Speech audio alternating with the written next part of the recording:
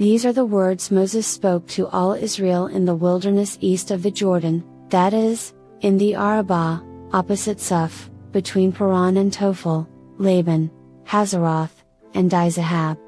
It takes 11 days to go from Horeb to Kadesh Barnea by the Mount Seir road. In the 40th year, on the first day of the 11th month, Moses proclaimed to the Israelites all that the Lord had commanded him concerning them.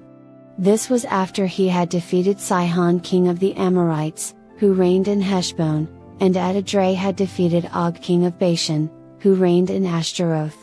East of the Jordan in the territory of Moab, Moses began to expound this law, saying, "The Lord our God said to us at Horeb, You have stayed long enough at this mountain.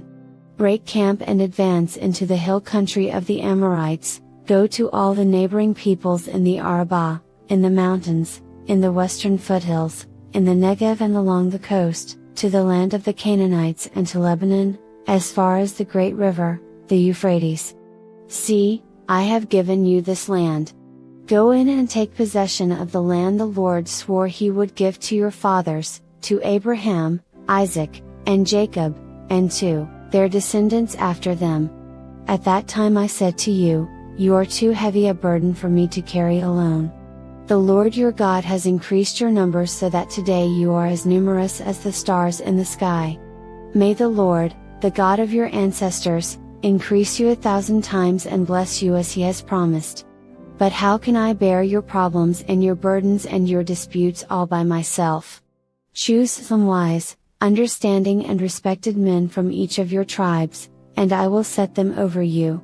You answered me, "What you propose to do is good." So I took the leading men of your tribes, wise and respected men, and appointed them to have authority over you, as commanders of thousands, of hundreds, of fifties and of tens and as tribal officials.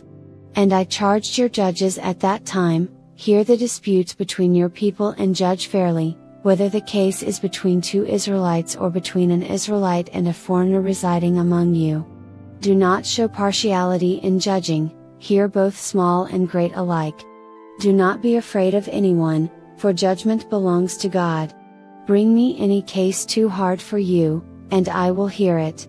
And at that time I told you, everything you were to do. Then, as the Lord our God commanded us, we set out from Horeb and went toward the hill country of the Amorites through all that vast and dreadful wilderness that you have seen, and so we reached Kadesh Barnea. Then I said to you, You have reached the hill country of the Amorites, which the Lord our God is giving us. See, the Lord your God has given you the land. Go up and take possession of it as the Lord, the God of your ancestors, told you. Do not be afraid, do not be discouraged. Then all of you came to me and said, Let us send men ahead to spy out the land for us and bring back a report about the route we are to take and the towns we will come to. The idea seemed good to me, so I selected 12 of you, one man from each tribe. They left and went up into the hill country, and came to the valley of Eshcol and explored it. Taking with them some of the fruit of the land, they brought it down to us and reported, It is a good land that the Lord our God is giving us. But you were unwilling to go up, you rebelled against the command of the Lord your God. You grumbled in your tents and said, The Lord hates us, so he brought us out of Egypt to deliver us into the hands of the Amorites to destroy us. Where can we go? Our brothers have made our hearts melt in fear. They say, The people are stronger and taller than we are, the cities are large, with walls up to the sky. We even saw the Anakites there. Then I said to you, Do not be terrified, do not be afraid of them. The Lord your God, who is going before you, will fight for you, as he did for you in Egypt, before your very eyes, and in the wilderness. There you saw how the Lord your God carried you, as a father carries his son, all the way you went until you reached this place. In spite of this, you did not trust in the Lord your God, who went ahead of you on your journey, in fire by night and in a cloud by day, to search out places for you to camp and to show you the way you should go. When the Lord heard what you said, he was angry and solemnly swore, No one from this evil generation shall see the good land I swore to give your ancestors, except Caleb son of Jephunneh. He will see it, and I will give him and his descendants the land he set his feet on, because he followed the Lord wholeheartedly. Because of you the Lord became angry with me also and said, You shall not enter it, either. But your assistant, Joshua son of Nun, will enter it. Encourage him, because he will lead Israel to inherit it. And the little ones that you said would be taken captive, your children who do not yet know good from bad, they will enter the land. I will give it to them and they will take possession of it. But as for you, turn around and set out toward the desert along the route to the Red Sea. Then you replied, We have sinned against the Lord. We will go up and fight, as the Lord our God commanded us. So every one of you put on his weapons, thinking it easy to go up into the hill country. But the Lord said to me, Tell them, Do not go up and fight, because I will not be with you. You will be defeated by your enemies. So I told you, but you would not listen. You rebelled against the Lord's command, and in your arrogance you marched up into the hill country. The Amorites who lived in those hills came out against you, they chased you like a swarm of bees and beat you down from Seir all the way to Hormah. You came back and wept before the Lord, but he paid no attention to your weeping and turned a deaf ear to you. And, so you stayed in Kadesh many days, all the time you spent there. Then we turned back and set out toward the wilderness along the route to the Red Sea, as the Lord had directed me. For a long time we made our way around the hill country of Seir. Then the Lord said to me, You have made your way around this hill country long enough, now turn north. Give the people these orders, You are about to pass through the territory of your relatives the descendants of Esau, who live in Seir. They will be afraid of you, but be very careful. Do not provoke them to war, for I will not give you any of their land, not even enough to put your foot on. I have given Esau the hill country of Seir as his own. You are to pay them in silver for the food you eat and the water you drink.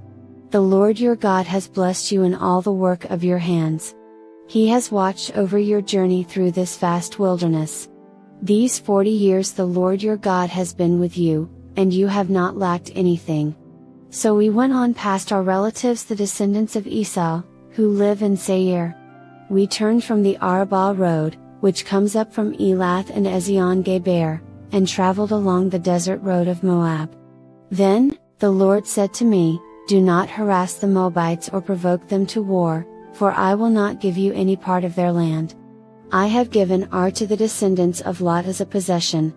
The Emites used to live there, a people strong and numerous, and as tall as the Anakites.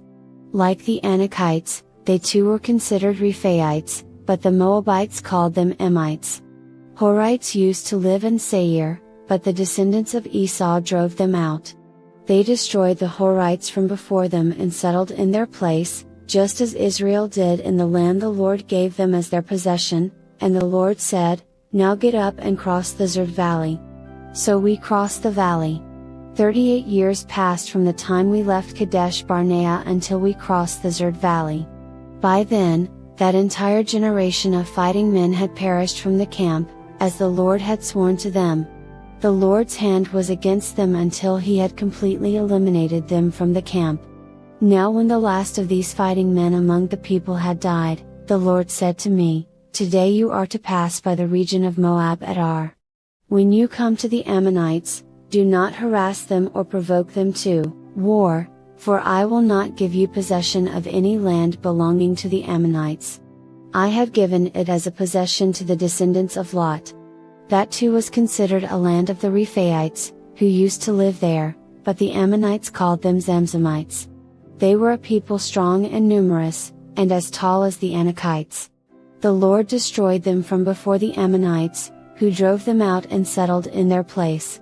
The Lord had done the same for the descendants of Esau, who lived in Seir, when he destroyed the Horites from before them. They drove them out and have lived in their place to this day. And as for the Aites who lived in villages as far as Gaza, the Caphtorites coming out from Caphtor destroyed them and settled in their place, set out now and crossed the Arnon Gorge. See, I have given into your hand Sihon the Amorite, king of Heshbon, and his country. Begin to take possession of it and engage him in battle. This very day I will begin to put the terror and fear of you on all the nations under heaven. They will hear reports of you and will tremble and be in anguish because of you. From the desert of Kedemoth I sent messengers to Sihon, king of Heshbon, offering peace and saying, "Let us pass through your country. We will stay on the main road, we will not turn aside to the right or to the left. Sell us food to eat and water to drink for their price in silver. Only let us pass through on foot, as the descendants of Esau, who live in Seir, and the Moabites, who live in Ar, did for us, until we cross the Jordan into the land the Lord our God is giving us." But Sihon king of Heshbon refused to let us pass through. For the Lord your God had made his spirit stubborn and his heart obstinate in order to give him into your hands, as he has now done. The Lord said to me, "See, I have begun to deliver Sihon and his country over to you. Now begin to conquer and possess his land." When Sihon and all his army came out to meet us in battle at Jahaz, the Lord our God delivered him over to us and we struck him down, together with his sons and his whole army. At that time we took all his towns and completely destroyed them, men, women and children. We left no survivors. But the livestock and the plunder from the towns we had captured we carried off for ourselves. From Aroer on the rim of the Arnon Gorge, and from the town, in the gorge, even as far as Gilead, not one town was too strong for us. The Lord our God gave us all of them. But in accordance with the command of the Lord our God, you did not encroach on any of the land of the Ammonites, neither the land along the course of the Jabbok nor that around the towns in the hills. Next we turned and went up along the road toward Bashan, and Og king of Bashan with his whole army marched out to meet us in battle at Edrei. The Lord said to me, "Do not be afraid of him, for I have delivered him into your hands, along with his whole army and his land. Do to him what you did to Sihon king of the Amorites, who reigned in Heshbon." So the Lord our God also gave into our hands Og king of Bashan and all his army. We struck them down, leaving no survivors. At that time we took all his cities. There was not one of the 60 cities that we did not take from them, the whole region of Argob, Og's kingdom in Bashan. All these cities were fortified with high walls and with gates and bars, and there were also a great many unwalled villages. We completely destroyed them, as we had done with Sihon king of Heshbon, destroying every city, men, women and children. But all the livestock and the plunder from their cities we carried off for ourselves. So at that time we took from these two kings of the Amorites the territory east of the Jordan, from the Arnon Gorge as far as Mount Hermon.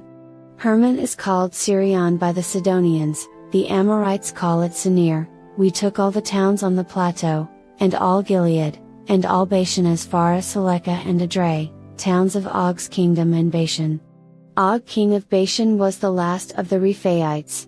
His bed was decorated with iron and was more than 9 cubits long and 4 cubits wide. It is still in Rabbah of the Ammonites, of the land that we took over at that time. I gave the Reubenites and the Gadites the territory north of Aroer by the Arnon Gorge, including half the hill country of Gilead, together with its towns. The rest of Gilead and also all of Bashan, the kingdom of Og, I gave to the half-tribe of Manasseh. The whole region of Argob and Bashan used to be known as the land of the Rephaites. Yair, a descendant of Manasseh, took the whole region of Argob as far as the border of the Geshurites and the Maacathites. It was named after him, so that to this day Bashan is called Haoth Yair, and I gave Gilead to Machir. But to the Reubenites and the Gadites I gave the territory extending from Gilead down to the Arnon Gorge, the middle of the gorge being the border, and out to the Jabbok River, which is the border of the Ammonites. Its western border was the Jordan in the Arabah, from Kinnereth to the sea of the Arabah, that is, the Dead Sea, below the slopes of Pisgah. I commanded you at that time, the Lord your God has given you this land to take possession of it. But all your able-bodied men, armed for battle, must cross over ahead of the other Israelites. However, your wives, your children and your livestock, I know you have much livestock, may stay in the towns I have given you, until the Lord gives rest to your fellow Israelites as He has to you, and they too have taken over the land that the Lord your God is giving them across the Jordan. After that, each of you may go back to the possession I have given you. At that time I commanded Joshua, you have seen with your own eyes all that the Lord your God has done to these two kings. The Lord will do the same to all the kingdoms over there where you are going. Do not be afraid of them, the Lord your God Himself will fight for you. At that time I pleaded with the Lord, Sovereign Lord, you have begun to show to your servant your greatness and your strong hand. For what God is there in heaven or on earth who can do the deeds and mighty works you do? Let me go over and see the good land beyond the Jordan, that fine hill country and Lebanon. But because of you the Lord was angry with me and would not listen to me. That is enough, the Lord said. Do not speak to me any more about this matter. Go up to the top of Pisgah and look west and north and south and east. Look at the land with your own eyes, since you are not going to cross this Jordan. But commission Joshua, and encourage and strengthen him, for he will lead this people across and will cause them to inherit the land that you will see. So we stayed in the valley near Beth Peor. Now, Israel, hear the decrees and laws I am about to teach you. Follow them so that you may live and may go in and take possession of the land the Lord, the God of your ancestors, is giving you. Do not add to what I command you and do not subtract from it, but keep the commands of the Lord your God that I give you. You saw with your own eyes what the Lord did at Baal Peor. The Lord your God destroyed from among you everyone who followed the Baal of Peor, but all of you who held fast to the Lord your God are still alive today. See, I have taught you decrees and laws as the Lord my God commanded me, so that you may follow them in the land you are entering to take possession of it. Observe them carefully, for this will show your wisdom and understanding to the nations, who will hear about all these decrees and say, surely this great nation is a wise and understanding people. What other nation is so great as to have their gods near them the way the Lord our God is near us whenever we pray to Him? And what other nation is so great as to have such righteous decrees and laws as this body of laws I am setting before you today? Only be careful, and watch yourselves closely so that you do not forget the things your eyes have seen or let them fade from your heart as long as you live. Teach them to your children and to their children after them. Remember the day you stood before the Lord your God at Horeb, when He said to me, assemble the people before me to hear my words so that they may learn to revere me as long as they live in the land and may teach them to their children. You came near and stood at the foot of the mountain while it blazed with fire to the very heavens, with black clouds and deep darkness. Then the Lord spoke to you out of the fire. You heard the sound of words but saw no form, there was only a voice. He declared to you His covenant, the 10 Commandments, which He commanded you to follow and then wrote them on 2 stone tablets. And the Lord directed me at that time to teach you the decrees and laws you are to follow in the land that you are crossing the Jordan to possess. You saw no form of any kind the day the Lord spoke to you at Horeb out of the fire. Therefore watch yourselves very carefully, so that you do not become corrupt and make for yourselves an idol, an image of any shape, whether formed like a man or a woman, or like any animal on earth or any bird that flies in the air, or like any creature that moves along the ground or any fish in the waters below. And when you look up to the sky and see the sun, the moon and the stars, all the heavenly array, do not be enticed into bowing down to them, and worshipping things the Lord your God has apportioned to all the nations under heaven. But as for you, the Lord took you and brought you out of the iron smelting furnace, out of Egypt, to be the people of His inheritance, as you now are. The Lord was angry with me because of you, and He solemnly swore that I would not cross the Jordan and enter the good land the Lord your God is giving you as your inheritance. I will die in this land, I will not cross the Jordan, but you are about to cross over and take possession of that good land. Be careful not to forget the covenant of the Lord your God that He made with you. Do not make for yourselves an idol in the form of anything the Lord your God has forbidden. For the Lord your God is a consuming fire, a jealous God. After you have had children and grandchildren and have lived in the land a long time, if you then become corrupt and make any kind of idol, doing evil in the eyes of the Lord your God and arousing His anger, I call the heavens and the earth as witnesses against you this day that you will quickly perish from the land that you are crossing the Jordan to possess. You will not live there long but will certainly be destroyed. The Lord will scatter you among the peoples, and only a few of you will survive among the nations to which the Lord will drive you. There you will worship man-made gods of wood and stone, which cannot see or hear or eat or smell. But if from there you seek the Lord your God, you will find Him if you seek Him with all your heart and with all your soul. When you are in distress and all these things have happened to you, then in later days you will return to the Lord your God and obey Him. For the Lord your God is a merciful God, He will not abandon or destroy you or forget the covenant with your ancestors, which He confirmed to them by oath. Ask now about the former days, long before your time, from the day God created human beings on the earth. Ask from one end of the heavens to the other. Has anything so great as this ever happened, or has anything like it ever been heard of? Has any other people heard the voice of God speaking out of fire, as you have, and lived? Has any God ever tried to take for himself one nation out of another nation, by testings, by signs and wonders, by war, by a mighty hand and an outstretched arm, or by great and awesome deeds, like all the things the Lord your God did for you in Egypt before your very eyes? You were shown these things so that you might know that the Lord is God, besides Him there is no other. From heaven He made you hear His voice to discipline you. On earth He showed you His great fire, and you heard His words from out of the fire.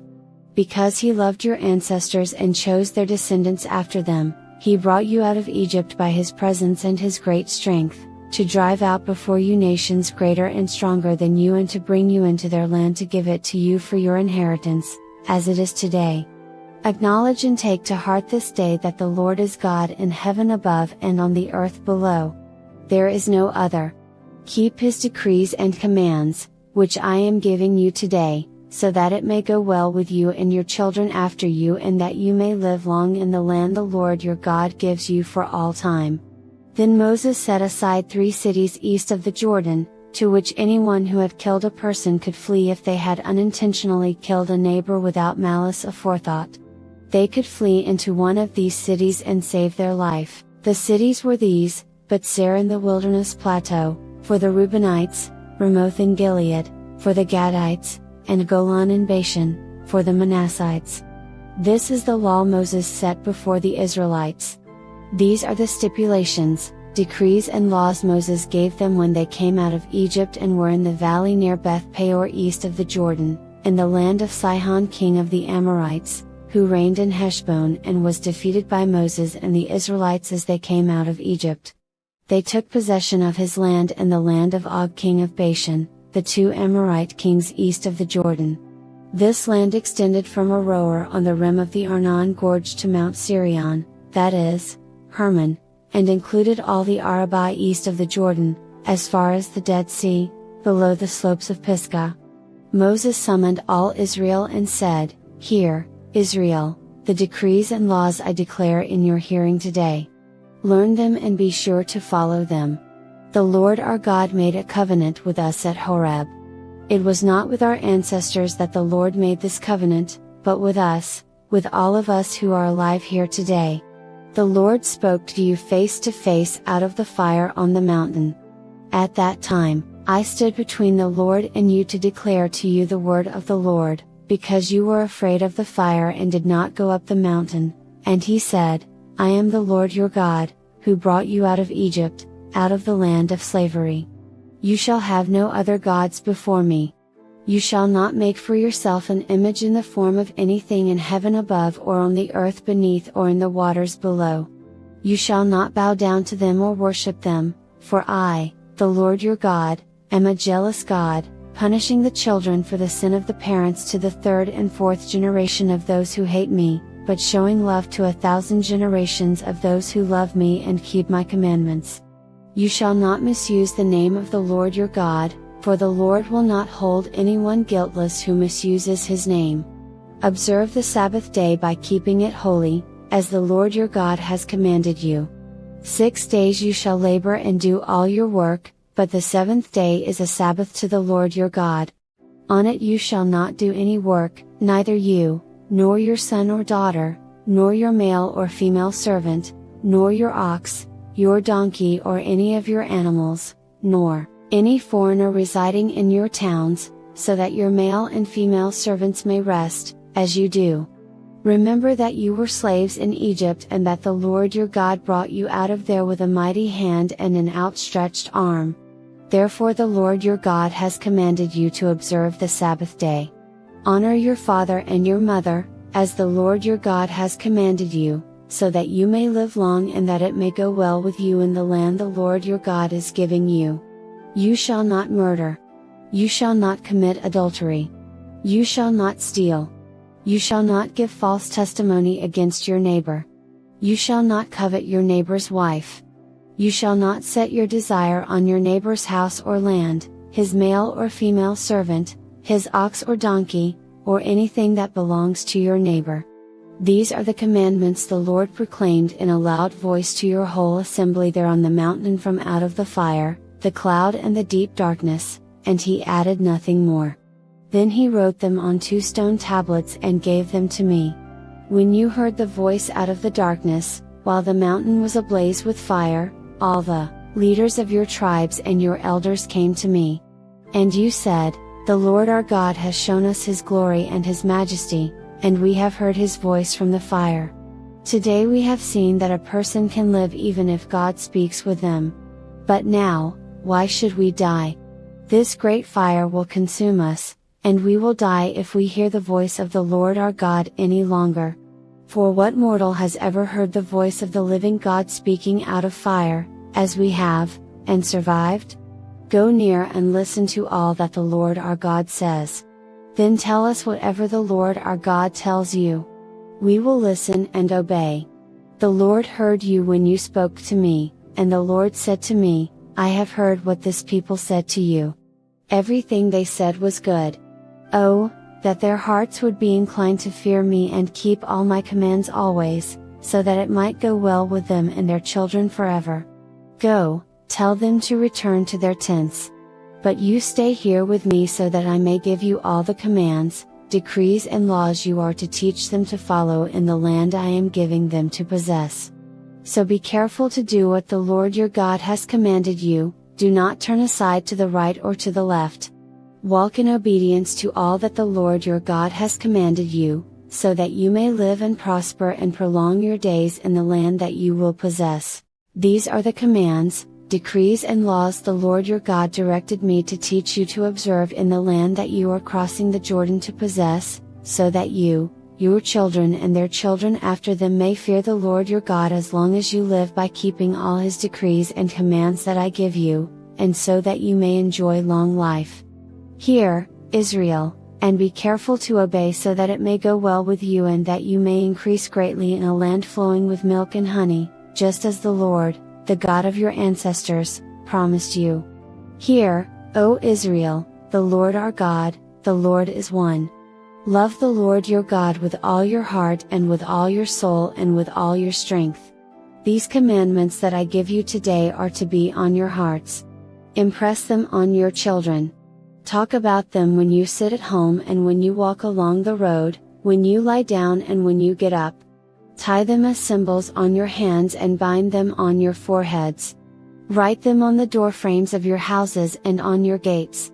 When the Lord your God brings you into the land he swore to your fathers, to Abraham, Isaac, and Jacob, to give you, a land with large, flourishing cities you did not build, houses filled with all kinds of good things you did not provide, wells you did not dig, and vineyards and olive groves you did not plant, then when you eat and are satisfied, be careful that you do not forget the Lord, who brought you out of Egypt, out of the land of slavery. Fear the Lord your God, serve him only and take your oaths in his name.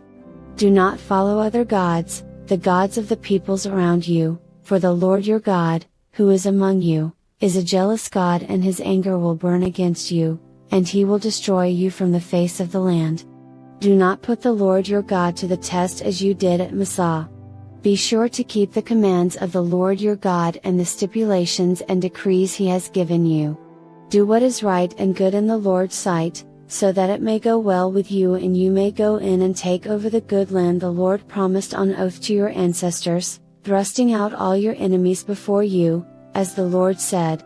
In the future, when your son asks you, what is the meaning of the stipulations, decrees and laws the Lord our God has commanded you? Tell him, we were slaves of Pharaoh in Egypt, but the Lord brought us out of Egypt with a mighty hand. Before our eyes the Lord sent signs and wonders, great and terrible, on Egypt and Pharaoh and his whole household. But he brought us out from there to bring us in and give us the land he promised on oath to our ancestors. The Lord commanded us to obey all these decrees and to fear the Lord our God, so that we might always prosper and be kept alive, as is the case today.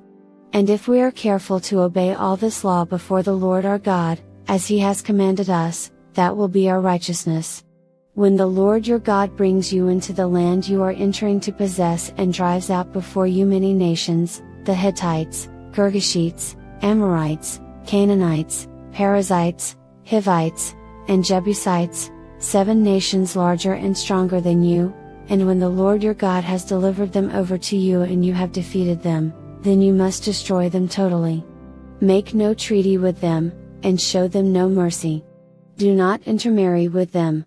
Do not give your daughters to their sons or take their daughters for your sons, for they will turn your children away from following me to serve other gods, and the Lord's anger will burn against you and will quickly destroy you.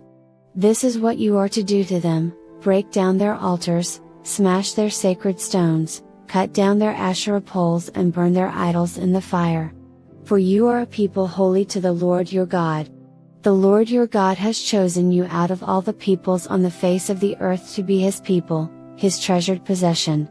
The Lord did not set his affection on you and choose you because you were more numerous than other peoples, for you were the fewest of all peoples. But it was because the Lord loved you and kept the oath he swore to your ancestors that he brought you out with a mighty hand and redeemed you from the land of slavery, from the power of Pharaoh king of Egypt. Know therefore that the Lord your God is God, he is the faithful God, keeping his covenant of love to 1,000 generations of those who love him and keep his commandments. But those who hate him he will repay to their face by destruction, he will not be slow to repay to their face those who hate him. Therefore, take care to follow the commands, decrees and laws I give you today. If you pay attention to these laws and are careful to follow them, then the Lord your God will keep his covenant of love with you, as he swore to your ancestors. He will love you and bless you and increase your numbers. He will bless the fruit of your womb, the crops of your land, your grain, new wine and olive oil, the calves of your herds and the lambs of your flocks in the land he swore to your ancestors to give you. You will be blessed more than any other people, none of your men or women will be childless, nor will any of your livestock be without young. The Lord will keep you free from every disease. He will not inflict on you the horrible diseases you knew in Egypt, but he will inflict them on all who hate you. You must destroy all the peoples the Lord your God gives over to you. Do not look on them with pity and do not serve their gods, for that will be a snare to you. You may say to yourselves, these nations are stronger than we are. How can we drive them out? But do not be afraid of them, remember well what the Lord your God did to Pharaoh and to all Egypt. You saw with your own eyes the great trials, the signs and wonders, the mighty hand and outstretched arm, with which the Lord your God brought you out.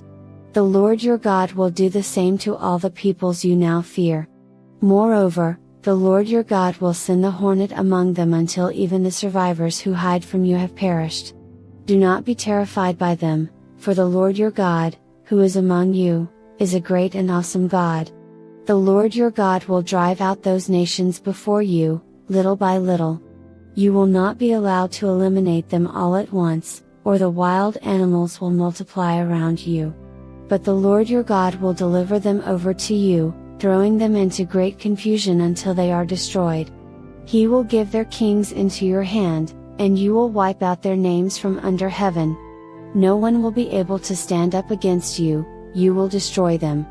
The images of their gods you are to burn in the fire. Do not covet the silver and gold on them, and do not take it for yourselves, or you will be ensnared by it, for it is detestable to the Lord your God. Do not bring a detestable thing into your house, or you, like it, will be set apart for destruction. Regard it as vile and utterly detest it, for it is set apart for destruction. Be careful to follow every command I am giving you today, so that you may live and increase and may enter and possess the land the Lord promised on oath to your ancestors. Remember how the Lord your God led you all the way in the wilderness these 40 years, to humble and test you in order to know what was in your heart, whether or not you would keep His commands. He humbled you, causing you to hunger and then feeding you with manna, which neither you nor your ancestors had known, to teach you that man does not live on bread alone but on every word that comes from the mouth of the Lord. Your clothes did not wear out and your feet did not swell during these 40 years. Know then in your heart that as a man disciplines his son, so the Lord your God disciplines you. Observe the commands of the Lord your God, walking in obedience to Him and revering Him. For the Lord your God is bringing you into a good land, a land with brooks, streams, and deep springs gushing out into the valleys and hills, a land with wheat and barley, vines and fig trees, pomegranates, olive oil and honey, a land where bread will not be scarce and you will lack nothing, a land where the rocks are iron and you can dig copper out of the hills. When you have eaten and are satisfied, praise the Lord your God for the good land He has given you. Be careful that you do not forget the Lord your God, failing to observe His commands, His laws and His decrees that I am giving you this day. Otherwise, when you eat and are satisfied, when you build fine houses and settle down, and when your herds and flocks grow large and your silver and gold increase and all you have is multiplied, then your heart will become proud and you will forget the Lord your God, who brought you out of Egypt, out of the land of slavery. He led you through the vast and dreadful wilderness, that thirsty and waterless land, with its venomous snakes and scorpions. He brought you water out of hard rock. He gave you manna to eat in the wilderness, something your ancestors had never known, to humble and test you so that in the end it might go well with you.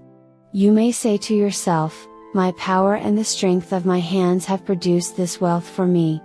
But remember the Lord your God, for it is He who gives you the ability to produce wealth, and so confirms His covenant, which He swore to your ancestors, as it is today. If you ever forget the Lord your God and follow other gods and worship and bow down to them, I testify against you today that you will surely be destroyed. Like the nations the Lord destroyed before you, so you will be destroyed for not obeying the Lord your God. Hear, Israel, you are now about to cross the Jordan to go in and dispossess nations greater and stronger than you, with large cities that have walls up to the sky. The people are strong and tall, Anakites. You know about them and have heard it said, who can stand up against the Anakites? But be assured today that the Lord your God is the one who goes across ahead of you like a devouring fire. He will destroy them, He will subdue them before you. And you will drive them out and annihilate them quickly, as the Lord has promised you. After the Lord your God has driven them out before you, do not say to yourself, the Lord has brought me here to take possession of this land because of my righteousness. No, it is on account of the wickedness of these nations that the Lord is going to drive them out before you. It is not because of your righteousness or your integrity that you are going in to take possession of their land, but on account of the wickedness of these nations, the Lord your God will drive them out before you, to accomplish what He swore to your fathers, to Abraham, Isaac, and Jacob. Understand, then, that it is not because of your righteousness that the Lord your God is giving you this good land to possess, for you are a stiff-necked people. Remember this and never forget how you aroused the anger of the Lord your God in the wilderness. From the day you left Egypt until you arrived here, you have been rebellious against the Lord. At Horeb you aroused the Lord's wrath so that he was angry enough to destroy you. When I went up on the mountain to receive the tablets of stone, the tablets of the covenant that the Lord had made with you, I stayed on the mountain 40 days and 40 nights, I ate no bread and drank no water. The Lord gave me 2 stone tablets inscribed by the finger of God. On them were all the commandments the Lord proclaimed to you on the mountain out of the fire, on the day of the assembly. At the end of the 40 days and 40 nights, the Lord gave me, the 2 stone tablets, the tablets of the covenant. Then the Lord told me, Go down from here at once, because your people whom you brought out of Egypt have become corrupt. They have turned away quickly from what I commanded them and have made an idol for themselves. And the Lord said to me, I have seen this people, and they are a stiff-necked people indeed. Let me alone, so that I may destroy them and blot out their name from under heaven. And I will make you into a nation stronger and more numerous than they. So I turned and went down from the mountain while it was ablaze with fire. And the 2 tablets of the covenant were in my hands. When I looked, I saw that you had sinned against the Lord your God, you had made for yourselves an idol cast in the shape of a calf. You had turned aside quickly from the way that the Lord had commanded you. So I took the 2 tablets and threw them out of my hands, breaking them to pieces before your eyes. Then once again I fell prostrate before the Lord for 40 days and 40 nights, I ate no bread and drank no water, because of all the sin you had committed, doing what was evil in the Lord's sight and so, arousing his anger. I feared the anger and wrath of the Lord, for he was angry enough with you to destroy you. But again the Lord listened to me. And the Lord was angry enough with Aaron to destroy him, but at that time I prayed for Aaron too. Also I took that sinful thing of yours, the calf you had made, and burned it in the fire. Then I crushed it and ground it to powder as fine as dust and threw the dust into a stream that flowed down the mountain. You also made the Lord angry at Taberah, at Massah and at Kibroth Hattaavah. And when the Lord sent you out from Kadesh Barnea, he said, Go up and take possession of the land I have given you. But you rebelled against the command of the Lord your God. You did not trust him or obey him. You have been rebellious against the Lord ever since I have known you. I lay prostrate before the Lord those 40 days and 40 nights because the Lord had said he would destroy you. I prayed to the Lord and said, Sovereign Lord, do not destroy your people, your own inheritance that you redeemed by your great power and brought out of Egypt with a mighty hand. Remember your servants Abraham, Isaac and Jacob. Overlook the stubbornness of this people, their wickedness and their sin. Otherwise, the country from which you brought us will say, because the Lord was not able to take them into the land he had promised them, and because he hated them, he brought them out to put them to death in the wilderness. But they are your people, your inheritance that you brought out by your great power and your outstretched arm. At that time the Lord said to me, Chisel out 2 stone tablets like the first ones and come up to me on the mountain. Also make a wooden arkansas. I will write on the tablets the words that were on the first tablets, which you broke. Then you are to put them in the ark. So I made the ark out of acacia wood and chiseled out 2 stone tablets like the first ones, and I went up on the mountain with the 2 tablets in my hands. The Lord wrote on these tablets what he had written before, the 10 commandments he had proclaimed to you on the mountain, out of the fire, on the day of the assembly. And the Lord gave them to me. Then I came back down the mountain and put the tablets in the ark I had made, as the Lord commanded me, and they are there now. The Israelites traveled from the wells of Beni Jaakan to Mosra. There Aaron died and was buried, and Eleazar his son succeeded him as priest. From there they traveled to Gudgodah and on to Jotbathah, a land with streams of water. At that time the Lord set apart the tribe of Levi to carry the ark of the covenant of the Lord, to stand before the Lord to minister and to pronounce blessings in his name, as they still do today. That is why the Levites have no share or inheritance among their fellow Israelites, the Lord is their inheritance, as the Lord your God told them. Now I had stayed on the mountain 40 days and 40 nights, as I did the first time, and the Lord listened to me at this time also. It was not his will to destroy you. Go, the Lord said to me, and lead the people on their way, so that they may enter and possess the land I swore to their ancestors to give them. And now, Israel, what does the Lord your God ask of you but to fear the Lord your God, to walk in obedience to Him, to love Him, to serve the Lord your God with all your heart and with all your soul, and to observe the Lord's commands and decrees that I am giving you today for your own good? To the Lord your God belong the heavens, even the highest heavens, the earth and everything in it. Yet the Lord set His affection on your ancestors and loved them, and He chose you, their descendants, above all the nations, as it is today. Circumcise your hearts, therefore, and do not be stiff-necked any longer. For the Lord your God is God of gods and Lord of lords, the great God, mighty and awesome, who shows no partiality and accepts no bribes. He defends the cause of the fatherless and the widow, and loves the foreigner residing among you, giving them food and clothing. And you are to love those who are foreigners, for you yourselves were foreigners in Egypt. Fear the Lord your God and serve Him. Hold fast to Him and take your oaths in His name. He is the one you praise, He is your God, who performed for you those great and awesome wonders you saw with your own eyes. Your ancestors who went down into Egypt were 70 in all, and now the Lord your God has made you as numerous as the stars in the sky. Love the Lord your God and keep His requirements, His decrees, His laws and His commands always. Remember today that your children were not the ones who saw and experienced the discipline of the Lord your God, His majesty, His mighty hand, His outstretched arm, the signs He performed and the things He did in the heart of Egypt, both to Pharaoh king of Egypt and to his whole country, what He did to the Egyptian army, to its horses and chariots, how He overwhelmed them with the waters of the Red Sea as they were pursuing you, and how the Lord brought lasting ruin on them.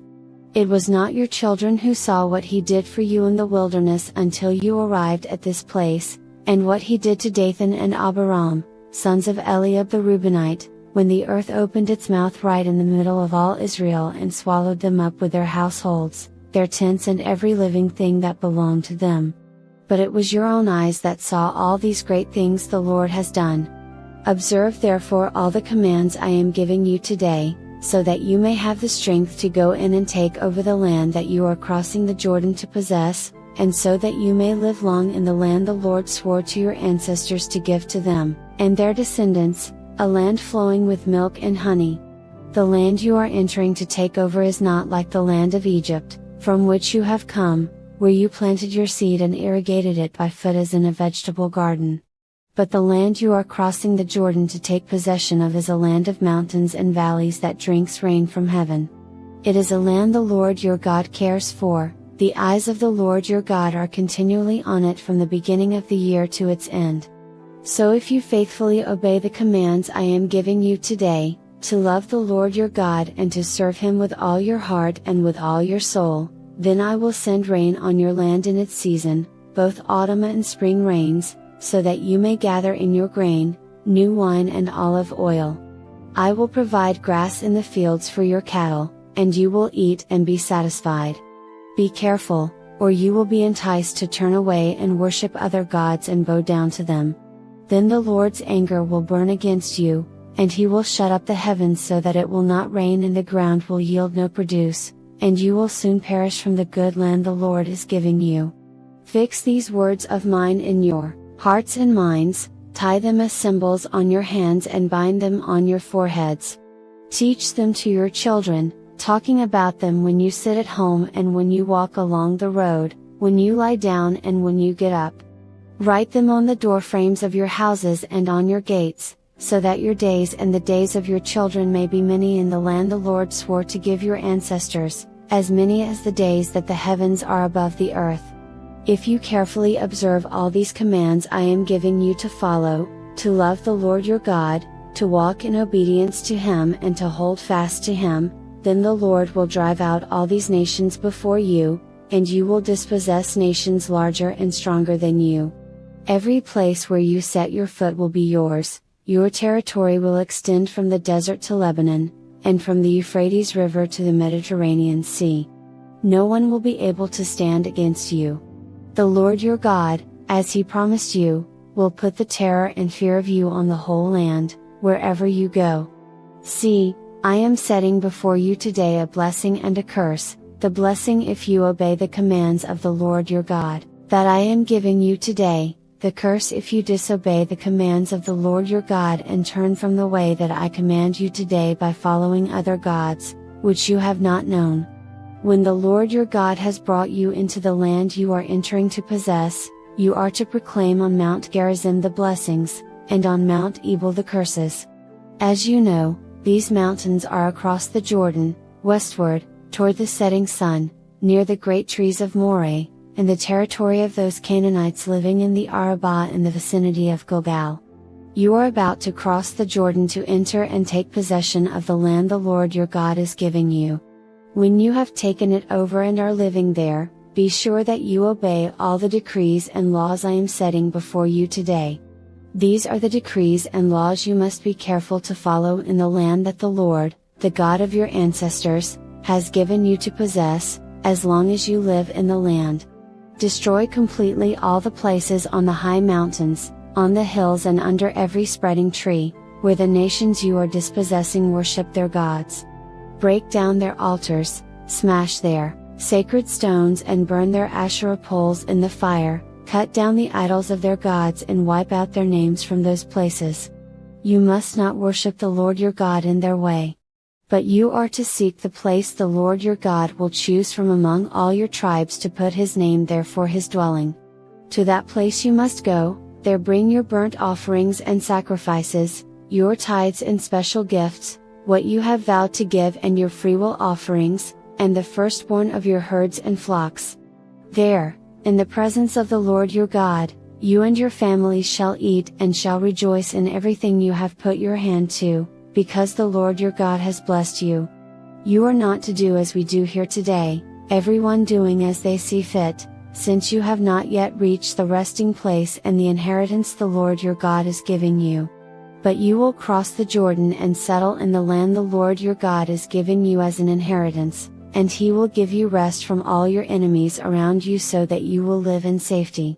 Then to the place the Lord your God will choose as a dwelling for His name, there you are to bring everything I command you, your burnt offerings and sacrifices, your tithes and special gifts, and all the choice possessions you have vowed to the Lord. And there rejoice before the Lord your God, you, your sons and daughters, your male and female servants, and the Levites from your towns who have no allotment or inheritance of their own. Be careful not to sacrifice your burnt offerings anywhere you please. Offer them only at the place the Lord will choose in one of your tribes, and there observe everything I command you. Nevertheless, you may slaughter your animals in any of your towns and eat as much of the meat as you want, as if it were gazelle or deer, according to the blessing the Lord your God gives you. Both the ceremonially unclean and the clean may eat it. But you must not eat the blood, pour it out on the ground like water.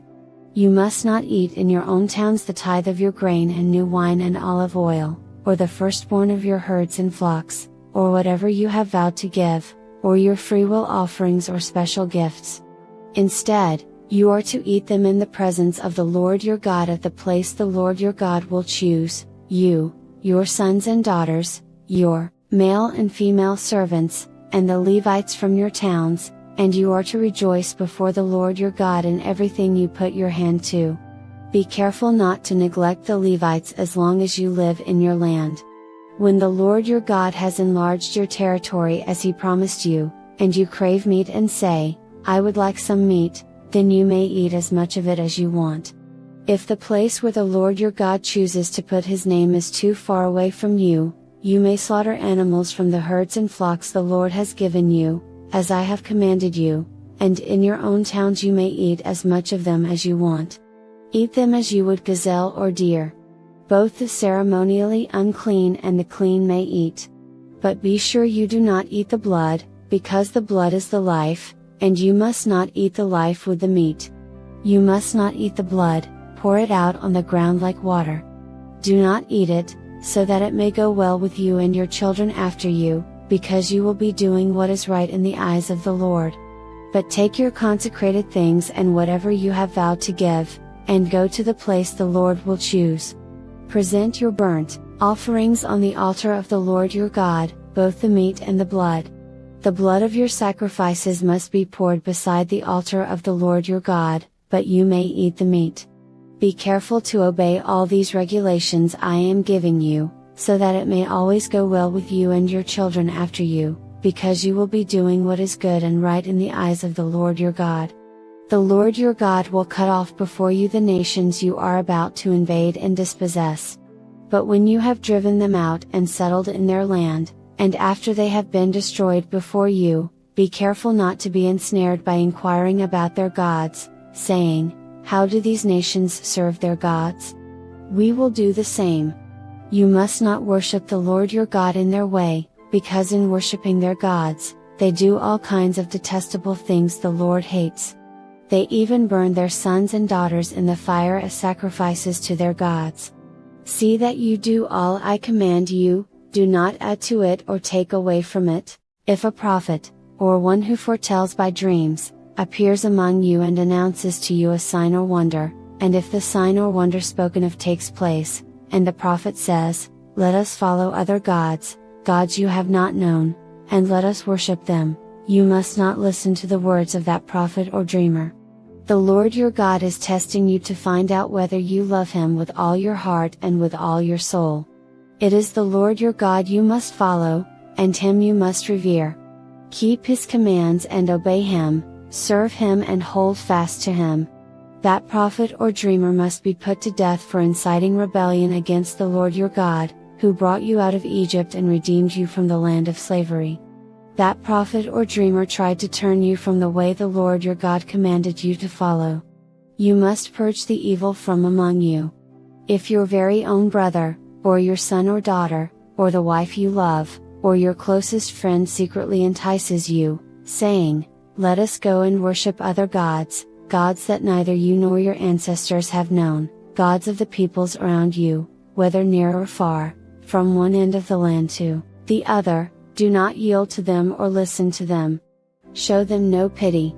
Do not spare them or shield them. You must certainly put them to death. Your hand must be the first in putting them to death, and then the hands of all the people. Stone them to death, because they tried to turn you away from the Lord your God, who brought you out of Egypt, out of the land of slavery. Then all Israel will hear and be afraid, and no one among you will do such an evil thing again. If you hear it said about one of the towns the Lord your God is giving you to live in that troublemakers have arisen among you and have led the people of their town astray, saying, "Let us go and worship other gods, gods you have not known," then you must inquire, probe and investigate it thoroughly. And if it is true and it has been proved that this detestable thing has been done among you, you must certainly put to the sword all who live in that town. You must destroy it completely, both its people and its livestock. You are to gather all the plunder of the town into the middle of the public square and completely burn the town and all its plunder as a whole burnt offering to the Lord your God. That town is to remain a ruin forever, never to be rebuilt, and none of the condemned things are to be found in your hands. Then the Lord will turn from His fierce anger, will show you mercy, and will have compassion on you. He will increase your numbers, as He promised on oath to your ancestors, because you obey the Lord your God by keeping all His commands that I am giving you today and doing what is right in His eyes. You are the children of the Lord your God. Do not cut yourselves or shave the front of your heads for the dead, for you are a people holy to the Lord your God. Out of all the peoples on the face of the earth, the Lord has chosen you to be His treasured possession. Do not eat any detestable thing. These are the animals you may eat: the ox, the sheep, the goat, the deer, the gazelle, the roe deer, the wild goat, the ibex, the antelope and the mountain sheep. You may eat any animal that has a divided hoof and that chews the cud. However, of those that chew the cud or that have a divided hoof you may not eat the camel, the rabbit or the hyrax. Although they chew the cud, they do not have a divided hoof, they are ceremonially unclean for you. The pig is also unclean, although it has a divided hoof, It does not chew the cud. You are not to eat their meat or touch their carcasses. Of all the creatures living in the water, you may eat any that has fins and scales. But anything that does not have fins and scales you may not eat, for you it is unclean. You may eat any clean bird.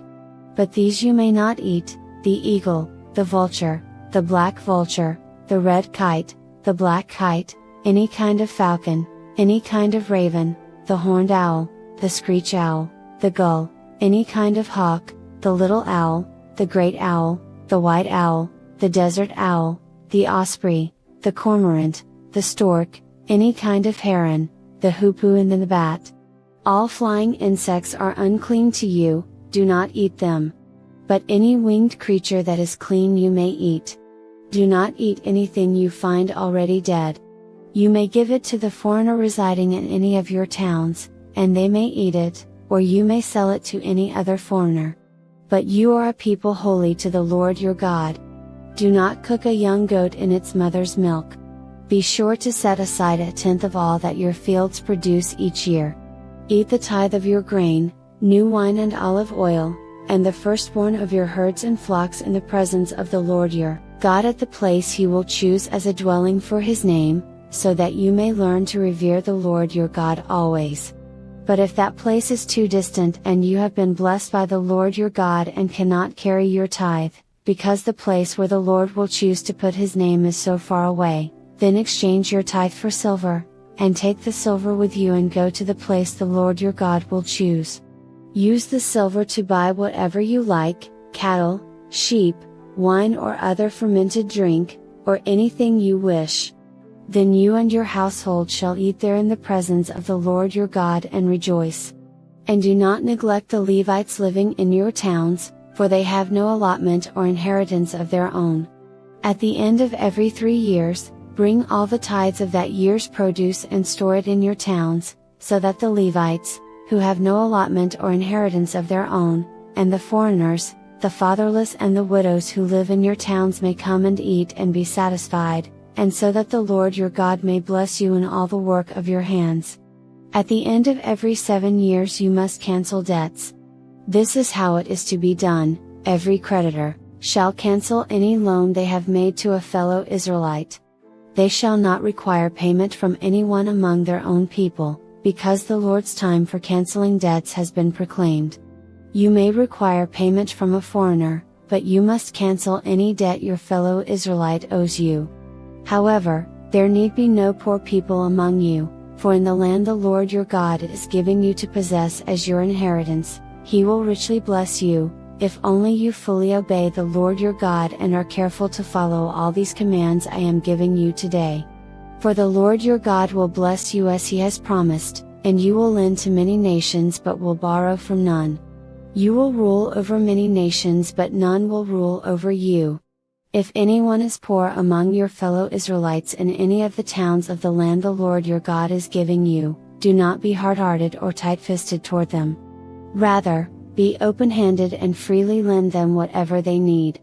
Be careful not to harbor this wicked thought: the 7th year, the year for canceling debts, is near, so that you do not show ill will toward the needy among your fellow Israelites and give them nothing. They may then appeal to the Lord against you, and you will be found guilty of sin. Give generously to them and do so without a grudging heart, then because of this the Lord your God will bless you in all your work and in everything you put your hand to. There will always be poor people in the land. Therefore I command you to be open-handed toward your fellow Israelites who are poor and needy in your land. If any of your people, Hebrew men or women, sell themselves to you and serve you 6 years, in the 7th year you must let them go free. And when you release them, do not send them away empty-handed. Supply them liberally from your flock, your threshing floor and your winepress. Give to them as the Lord your God has blessed you. Remember that you were slaves in Egypt and the Lord your God redeemed you. That is why I give you this command today. But if your servant says to you, I do not want to leave you, because he loves you and your family and is well off with you, then take an awl and push it through his earlobe into the door, and he will become your servant for life. Do the same for your female servant, Do not consider it a hardship to set your servant free, because their service to you these 6 years has been worth twice as much as that of a hired hand. And the Lord your God will bless you in everything you do. Set apart for the Lord your God every firstborn male of your herds and flocks. Do not put the firstborn of your cows to work, and do not shear the firstborn of your sheep. Each year you and your family are to eat them in the presence of the Lord your God at the place he will choose. If an animal has a defect, is lame or blind, or has any serious flaw, you must not sacrifice it to the Lord your God. You are to eat it in your own towns. Both the ceremonially unclean and the clean may eat it, as if it were gazelle or deer. But you must not eat the blood, pour it out on the ground like water. Observe the month of Aviv and celebrate the Passover of the Lord your God, because in the month of Aviv he brought you out of Egypt by night. Sacrifice as the Passover to the Lord your God an animal from your flock or herd at the place the Lord will choose as a dwelling for his name. Do not eat it with bread made with yeast, but for 7 days eat unleavened bread, the bread of affliction, because you left Egypt in haste, so that all the days of your life you may remember the time of your departure from Egypt. Let no yeast be found in your possession in all your land for 7 days. Do not let any of the meat you sacrifice on the evening of the first day remain until morning. You must not sacrifice the Passover in any town the Lord your God gives you except in the place he will choose as a dwelling for his name. There you must sacrifice the Passover in the evening, when the sun goes down, on the anniversary of your departure from Egypt. Roast it and eat it at the place the Lord your God will choose. Then in the morning return to your tents. For 6 days eat unleavened bread, and on the 7th day hold an assembly to the Lord your God and do no work. Count off 7 weeks from the time you begin to put the sickle to the standing grain. Then celebrate the festival of weeks to the Lord your God by giving a freewill offering in proportion to the blessings the Lord your God has given you. And rejoice before the Lord your God at the place he will choose as a dwelling for his name, you, your sons and daughters, your male and female servants, the Levites in your towns, and the foreigners, the fatherless and the widows living among you. Remember that you were slaves in Egypt, and follow carefully these decrees. Celebrate the festival of tabernacles for 7 days after you have gathered the produce of your threshing floor and your winepress. Be joyful at your festival, you, your sons and daughters, your male and female servants, and the Levites, the foreigners, the fatherless and the widows who live in your towns. For 7 days celebrate the festival to the Lord your God at the place the Lord will choose. For the Lord your God will bless you in all your harvest and in all the work of your hands, and your joy will be complete. 3 times a year all your men must appear before the Lord your God at the place he will choose, at the festival of unleavened bread, the festival of weeks and the festival of tabernacles. No one should appear before the Lord empty-handed. Each of you must bring a gift in proportion to the way the Lord your God has blessed you. Appoint judges and officials for each of your tribes in every town the Lord your God is giving you, and they shall judge the people fairly. Do not pervert justice or show partiality. Do not accept a bribe, for a bribe blinds the eyes of the wise and twists the words of the innocent. Follow justice and justice alone, so that you may live and possess the land the Lord your God is giving you. Do not set up any wooden Asherah pole beside the altar you build to the Lord your God, and do not erect a sacred stone, for these the Lord your God hates. Do not sacrifice to the Lord your God an ox or a sheep that has any defect or flaw in it, for that would be detestable to him. If a man or woman living among you in one of the towns the Lord gives you is found doing evil in the eyes of the Lord your God in violation of his covenant, and contrary to my command has worshipped other gods, bowing down to them or to the sun or the moon or the stars in the sky, and this has been brought to your attention, then you must investigate it thoroughly. If it is true and it has been proved that this detestable thing has been done in Israel, take the man or woman who has done this evil deed to your city gate and stone that person to death. On the testimony of 2 or 3 witnesses a person is to be put to death, but no one is to be put to death on the testimony of only one witness. The hands of the Witnesses must be the first in putting that person to death, and then the hands of all the people. You must purge the evil from among you.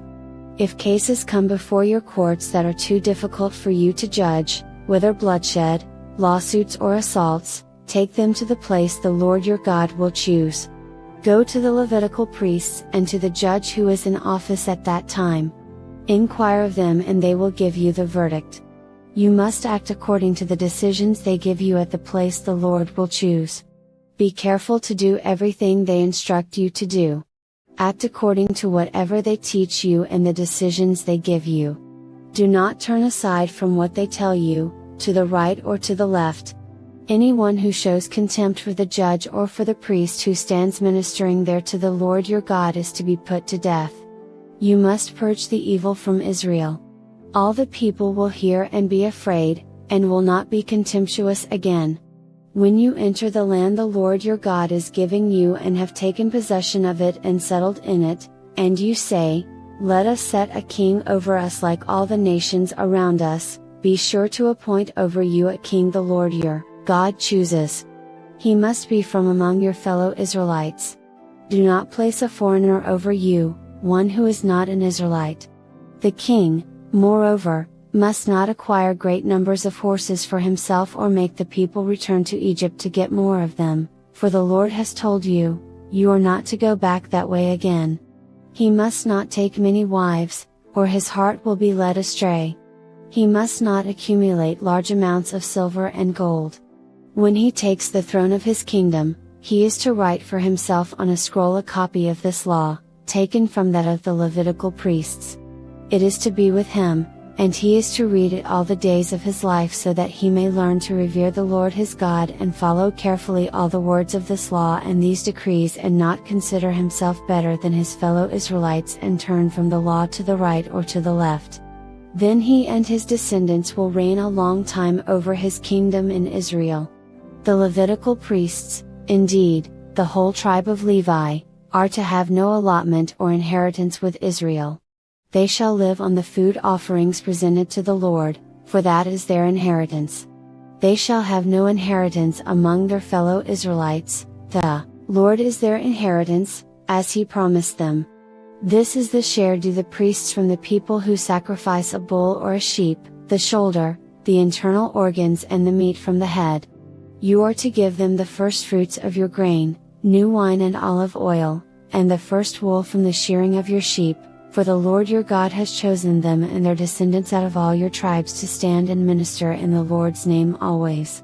If a Levite moves from one of your towns anywhere in Israel where he is living, and comes in all earnestness to the place the Lord will choose, he may minister in the name of the Lord his God like all his fellow Levites who serve there in the presence of the Lord. He is to share equally in their benefits, even though he has received money from the sale of family possessions. When you enter the land the Lord your God is giving you, do not learn to imitate the detestable ways of the nations there. Let no one be found among you who sacrifices their son or daughter in the fire, who practices divination or sorcery, interprets omens, engages in witchcraft, or casts spells, or who is a medium or spiritist or who consults the dead. Anyone who does these things is detestable to the Lord. Because of these same detestable practices the Lord your God will drive out those nations before you. You must be blameless before the Lord your God. The nations you will dispossess listen to those who practice sorcery or divination. But as for you, the Lord your God has not permitted you to do so. The Lord your God will raise up for you a prophet like me from among you, from your fellow Israelites. You must listen to him. For this is what you asked of the Lord your God at Horeb on the day of the assembly when you said, "Let us not hear the voice of the Lord our God nor see this great fire any more, or we will die." The Lord said to me, "What they say is good. I will raise up for them a prophet like you from among their fellow Israelites, and I will put my words in his mouth. He will tell them everything I command him. I myself will call to account anyone who does not listen to my words that the prophet speaks in my name. But a prophet who presumes to speak in my name anything I have not commanded, or a prophet who speaks in the name of other gods, is to be put to death. You may say to yourselves, how can we know when a message has not been spoken by the Lord? If what a prophet proclaims in the name of the Lord does not take place or come true, that is a message the Lord has not spoken. That prophet has spoken presumptuously, so do not be alarmed. When the Lord your God has destroyed the nations whose land He is giving you, and when you have driven them out and settled in their towns and houses, then set aside for yourselves 3 cities in the land the Lord your God is giving you to possess.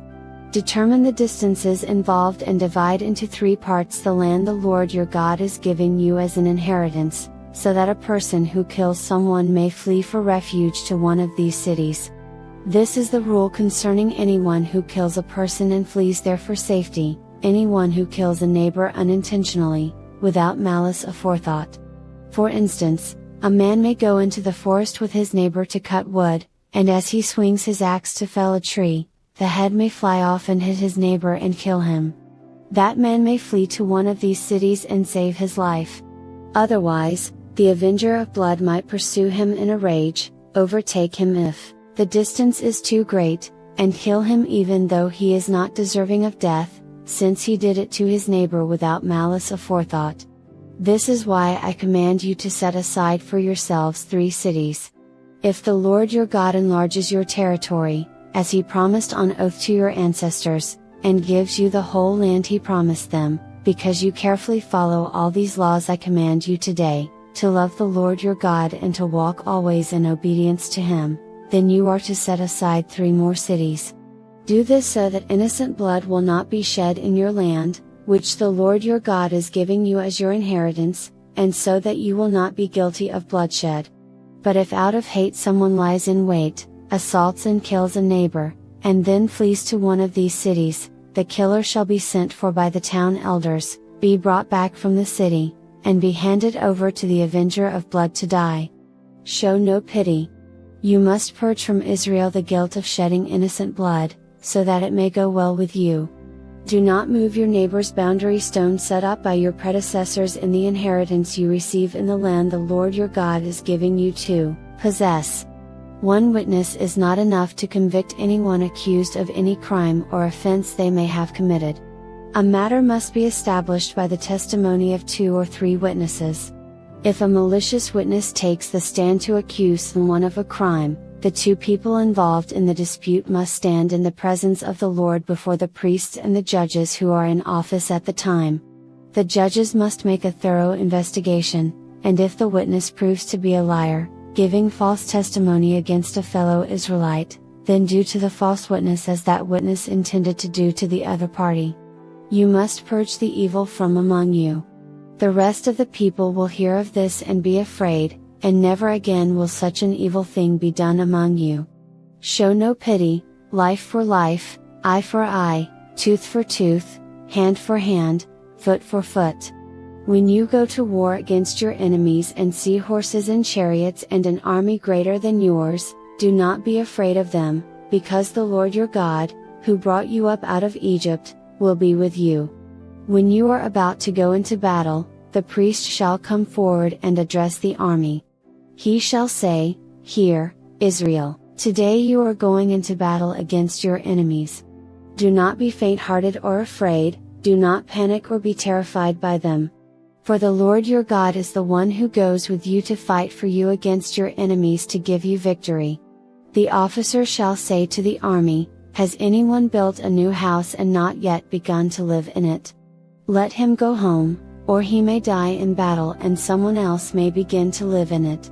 Has anyone planted a vineyard and not begun to enjoy it? Let him go home, or he may die in battle and someone else enjoy it. Has anyone become pledged to a woman and not married her? Let him go home, or he may die in battle and someone else marry her." Then the officer shall add, "Is anyone afraid or faint-hearted? Let him go home so that his fellow soldiers will not become disheartened too." When the officers have finished speaking to the army, they shall appoint commanders over it. When you march up to attack a city, make its people an offer of peace. If they accept and open their gates, all the people in it shall be subject to forced labor and shall work for you. If, They refuse to make peace and they engage you in battle, lay siege to that city. When the Lord your God delivers it into your hand, put to the sword all the men in it. As for the women, the children, the livestock and everything else in the city, you may take these as plunder for yourselves. And you may use the plunder the Lord your God gives you from your enemies. This is how you are to treat all the cities that are at a distance from you and do not belong to the nations nearby. However, in the cities of the nations the Lord your God is giving you as an inheritance, do not leave alive anything that breathes. Completely destroy them, the Hittites, Amorites, Canaanites, Perizzites, Hivites, and Jebusites, as the Lord your God has commanded you. Otherwise, they will teach you to follow all the detestable things they do in worshipping their gods, and you will sin against the Lord your God. When you lay siege to a city for a long time, fighting against it to capture it, do not destroy its trees by putting an axe to them, because you can eat their fruit. Do not cut them down. Are the trees people, that you should besiege them? However, you may cut down trees that you know are not fruit trees, and use them to build siege works until the city at war with you falls. If someone is found slain, lying in a field in the land the Lord your God is giving you to possess, and it is not known who the killer was, your elders and judges shall go out and measure the distance from the body to the neighboring towns. Then the elders of the town nearest the body shall take a heifer that has never been worked and has never worn a yoke and lead it down to a valley that has not been plowed or planted and where there is a flowing stream. There in the valley they are to break the heifer's neck. The Levitical priests shall step forward, for the Lord your God has chosen them to minister and to pronounce blessings in the name of the Lord and to decide all cases of dispute and assault. Then all the elders of the town nearest the body shall wash their hands over the heifer whose neck was broken in the valley, and they shall declare, Our hands did not shed this blood, nor did our eyes see it done. Accept this atonement for your people Israel, whom you have redeemed, Lord, and do not hold your people guilty of the blood of an innocent person. Then the bloodshed will be atoned for, and you will have purged from yourselves the guilt of shedding innocent blood, since you have done what is right in the eyes of the Lord. When you go to war against your enemies and the Lord your God delivers them into your hands and you take captives, if you notice among the captives a beautiful woman and are attracted to her, you may take her as your wife. Bring her into your home and have her shave her head, trim her nails and put aside the clothes she was wearing when captured. After she has lived in your house and mourned her father and mother for a full month, then you may go to her and be her husband and she shall be your wife. If you are not pleased with her, let her go wherever she wishes. You must not sell her or treat her as a slave, since you have dishonored her. If a man has 2 wives, and he loves one but not the other, and both bear him sons but the firstborn is the son of the wife he does not love, when he wills his property to his sons, he must not give the rights of the firstborn to the son of the wife he loves in preference to his actual firstborn, the son of the wife he does not love. He must acknowledge the son of his unloved wife as the firstborn by giving him a double share of all he has. That son is the first sign of his father's strength. The right of the firstborn belongs to him. If someone has a stubborn and rebellious son who does not obey his father and mother and will not listen to them when they discipline him, his father and mother shall take hold of him and bring him to the elders at the gate of his town. They shall say to the elders, This son of ours is stubborn and rebellious. He will not obey us. He is a glutton and a drunkard. Then all the men of his town are to stone him to death. You must purge the evil from among you. All Israel will hear of it and be afraid. If someone guilty of a capital offense is put to death and their body is exposed on a pole, you must not leave the body hanging on the pole overnight. Be sure to bury it that same day, because anyone who is hung on a pole is under God's curse. You must not desecrate the land the Lord your God is giving you as an inheritance. If you see your fellow Israelites' ox or sheep straying, do not ignore it but be sure to take it back to its owner. If they do not live near you or if you do not know who owns it, take it home with you and keep it until they come looking for it. Then give it back. Do the same if you find their donkey or cloak or anything else they have lost. Do not ignore it. If you see your fellow Israelites' donkey or ox fallen on the road, do not ignore it. Help the owner get it to its feet. A woman must not wear men's clothing, nor a man wear women's clothing, for the Lord your God detests anyone who does this. If you come across a bird's nest beside the road, either in a tree or on the ground, and the mother is sitting on the young or on the eggs, do not take the mother with the young. You may take the young, but be sure to let the mother go, so that it may go well with you and you may have a long life.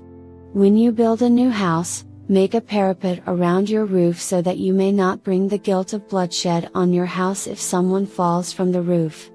Do not plant two kinds of seed in your vineyard. If you do, not only the crops you plant but also the fruit of the vineyard will be defiled. Do not plow with an ox and a donkey yoked together. Do not wear clothes of wool and linen woven together. Make tassels on the four corners of the cloak you wear. If a man takes a wife and, after sleeping with her, dislikes her and slanders her and gives her a bad name, saying, I married this woman, but when I approached her, I did not find proof of her virginity, then the young woman's father and mother shall bring to the town elders at the gate proof that she was a virgin. Her father will say to the elders, I gave my daughter in marriage to this man, but he dislikes her. Now he has slandered her and said, I did not find your daughter to be a virgin. But here is the proof of my daughter's virginity. Then her parents shall display the cloth before the elders of the town, and the elders shall take the man and punish him. They shall fine him 100 shekels of silver and give them to the young woman's father, because this man has given an Israelite virgin a bad name. She shall continue to be his wife, he must not divorce her as long as he lives. If, however, the charge is true and no proof of the young woman's virginity can be found, she shall be brought to the door of her father's house, and there the men of her town shall stone her to death.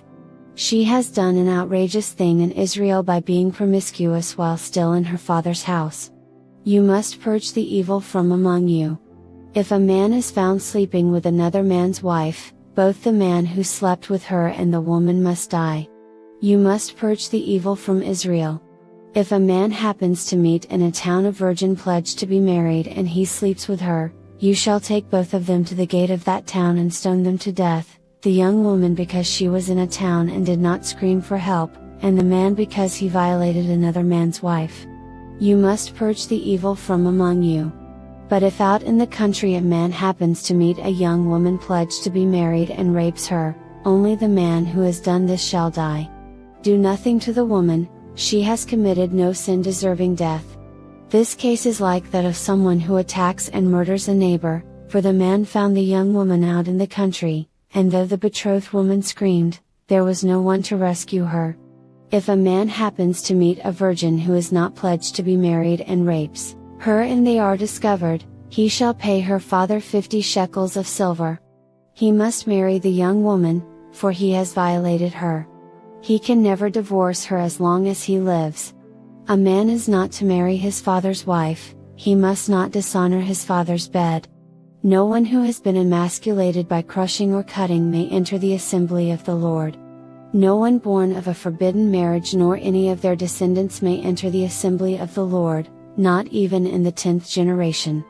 No Ammonite or Moabite or any of their descendants may enter the assembly of the Lord, not even in the 10th generation. For they did not come to meet you with bread and water on your way when you came out of Egypt, and they hired Balaam son of Beor from Pether in Aram Naharaim to pronounce a curse on you. However, the Lord your God would not listen to Balaam but turned the curse into a blessing for you, because the Lord your God loves you.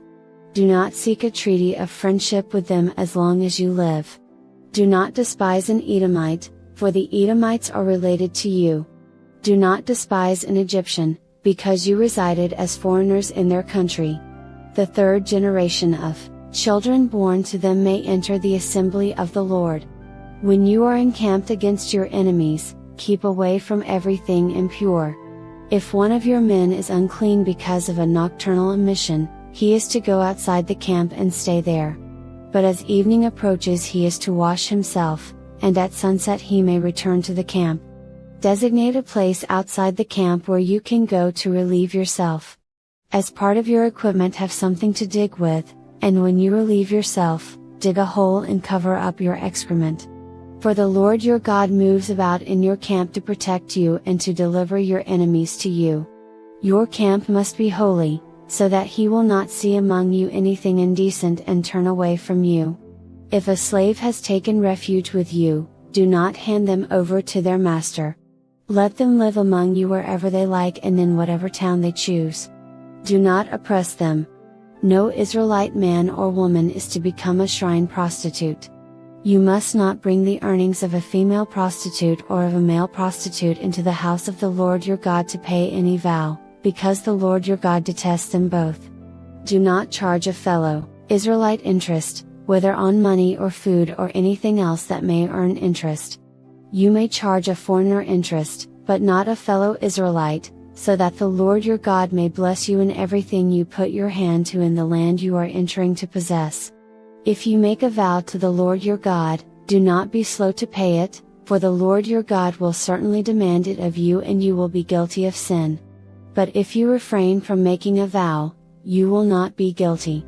Whatever your lips utter you must be sure to do, because you made your vow freely to the Lord your God with your own mouth. If you enter your neighbor's vineyard, you may eat all the grapes you want, but do not put any in your basket. If you enter your neighbor's grain field, you may pick kernels with your hands, but you must not put a sickle to their standing grain. If a man marries a woman who becomes displeasing to him because he finds something indecent about her, and he writes her a certificate of divorce, gives it to her and sends her from his house, and if after she leaves his house she becomes the wife of another man, and her second husband dislikes her and writes her a certificate of divorce, gives it to her and sends her from his house, or if he dies, then her first husband, who divorced her, is not allowed to marry her again after she has been defiled. That would be detestable in the eyes of the Lord. Do not bring sin upon the land the Lord your God is giving you as an inheritance. If a man has recently married, he must not be sent to war or have any other duty laid on him. For 1 year he is to be free to stay at home and bring happiness to the wife he has married. Do not take a pair of millstones, not even the upper one, as security for a debt, because that would be taking a person's livelihood as security. If someone is caught kidnapping a fellow Israelite and treating or selling them as a slave, the kidnapper must die. You must purge the evil from among you. In cases of defiling skin diseases, be very careful to do exactly as the Levitical priests instruct you. You must follow carefully what I have commanded them. Remember what the Lord your God did to Miriam along the way after you came out of Egypt. When you make a loan of any kind to your neighbor, do not go into their house to get what is offered to you as a pledge. Stay outside and let the neighbor to whom you are making the loan bring the pledge out to you. If the neighbor is poor, do not go to sleep with their pledge in your possession. Return their cloak by sunset so that your neighbor may sleep in it. Then they will thank you, and it will be regarded as a righteous act in the sight of the Lord your God. Do not take advantage of a hired worker who is poor and needy, whether that worker is a fellow Israelite or a foreigner residing in one of your towns. Pay them their wages each day before sunset, because they are poor and are counting on it. Otherwise they may cry to the Lord against you, and you will be guilty of sin. Parents are not to be put to death for their children, nor children put to death for their parents, each will die for their own sin. Do not deprive the foreigner or the fatherless of justice, or take the cloak of the widow as a pledge. Remember that you were slaves in Egypt and the Lord your God redeemed you from there.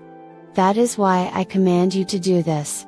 When you are harvesting in your field and you overlook a sheaf, do not go back to get it. Leave it for the foreigner, the fatherless and the widow, so that the Lord your God may bless you in all the work of your hands. When you beat the olives from your trees, do not go over the branches a second time. Leave what remains for the foreigner, the fatherless and the widow. When you harvest the grapes in your vineyard, do not go over the vines again. Leave what remains for the foreigner, the fatherless and the widow. Remember that you were slaves in Egypt. That is why I command you to do this. When people have a dispute, they are to take it to court and the judges will decide the case, acquitting the innocent and condemning the guilty. If the guilty person deserves to be beaten, the judge shall make them lie down and have them flogged in his presence with the number of lashes the crime deserves, but the judge must not impose more than 40 lashes. If the guilty party is flogged more than that, your fellow Israelite will be degraded in your eyes. Do not muzzle an ox while it is treading out the grain. If brothers are living together and one of them dies without a son, his widow must not marry outside the family. Her husband's brother shall take her and marry her and fulfill the duty of a brother-in-law to her. The first son she bears shall carry on the name of the dead brother, so that his name will not be blotted out from Israel. However, if a man does not want to marry his brother's wife, she shall go to the elders at the town gate and say, "My husband's brother refuses to carry on his brother's name in Israel. He will not fulfill the duty of a brother-in-law to me." Then the elders of his town shall summon him and talk to him. If he persists in saying, "I do not want to marry her," his brother's widow shall go up to him in the presence of the elders, take off one of his sandals, spit in his face and say, "This is what is done to the man who will not build up his brother's family line." That man's line shall be known in Israel as the family of the unsandaled. If two men are fighting and the wife of one of them comes to rescue her husband from his assailant, and she reaches out and seizes him by his private parts, you shall cut off her hand. Show her no pity. Do not have two differing weights in your bag, one heavy, one light. Do not have two differing measures in your house, one large, one small. You must have accurate and honest weights and measures, so that you may live long in the land the Lord your God is giving you. For the Lord your God detests anyone who does these things, anyone who deals dishonestly. Remember what the Amalekites did to you along the way when you came out of Egypt. When you were weary and worn out, they met you on your journey and attacked all who were lagging behind. They had no fear of God. When the Lord your God gives you rest from all the enemies around you in the land He is giving you to possess as an inheritance, you shall blot out the name of Amalek from under heaven. Do not forget. When you have entered the land the Lord your God is giving you as an inheritance and have taken possession of it and settled in it, take some of the firstfruits of all that you produce from the soil of the land the Lord your God is giving you and put them in a basket. Then go to the place the Lord your God will choose as a dwelling for His name and say to the priest in office at the time, "I declare today to the Lord your God that I have come to the land the Lord swore to our ancestors to give us." The priest shall take the basket from your hands and set it down in front of the altar of the Lord your God. Then you shall declare before the Lord your God, "My father was a wandering Aramean, and he went down into Egypt with a few people and lived there and became a great nation, powerful and numerous. But the Egyptians mistreated us and made us suffer, subjecting us to harsh labor. Then we cried out to the Lord, the God of our ancestors, and the Lord heard our voice and saw our misery, toil and oppression. So the Lord brought us out of Egypt with a mighty hand and an outstretched arm, with great terror and with signs and wonders. He brought us to this place and gave us this land, a land flowing with milk and honey. And now I bring the firstfruits of the soil that you, Lord, have given me. Place the basket before the Lord your God and bow down before Him. Then you and the Levites and the foreigners residing among you shall rejoice in all the good things the Lord your God has given to you and your household. When you have finished setting aside a tenth of all your produce in the 3rd year, the year of the tithe, you shall give it to the Levite, the foreigner, the fatherless and the widow, so that they may eat in your towns and be satisfied. Then say to the Lord your God, "I have removed from my house the sacred portion and have given it to the Levite, the foreigner, the fatherless and the widow, according to all you commanded. I have not turned aside from your commands nor have I forgotten any of them. I have not eaten any of the sacred portion while I was in mourning, nor have I removed any of it while I was unclean, nor have I offered any of it to the dead. I have obeyed the Lord my God, I have done everything you commanded me." Look down from heaven, your holy dwelling place, and bless your people Israel and the land you have given us as you promised on oath to our ancestors, a land flowing with milk and honey. The Lord your God commands you this day to follow these decrees and laws, carefully observe them with all your heart and with all your soul. You have declared this day that the Lord is your God and that you will walk in obedience to Him, that you will keep His decrees, commands and laws, that you will listen to Him. And the Lord has declared this day that you are His people, His treasured possession as He promised, and that you are to keep all His commands. He has declared that He will set you in praise, fame and honor high above all the nations He has made, and that you will be a people, holy to the Lord your God, as He promised. Moses and the elders of Israel commanded the people, "Keep all these commands that I give you today. When you have crossed the Jordan into the land the Lord your God is giving you, set up some large stones and coat them with plaster.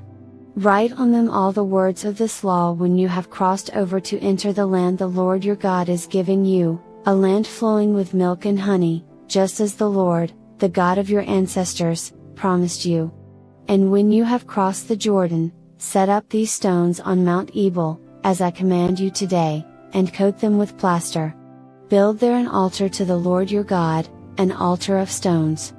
Do not use any iron tool on them.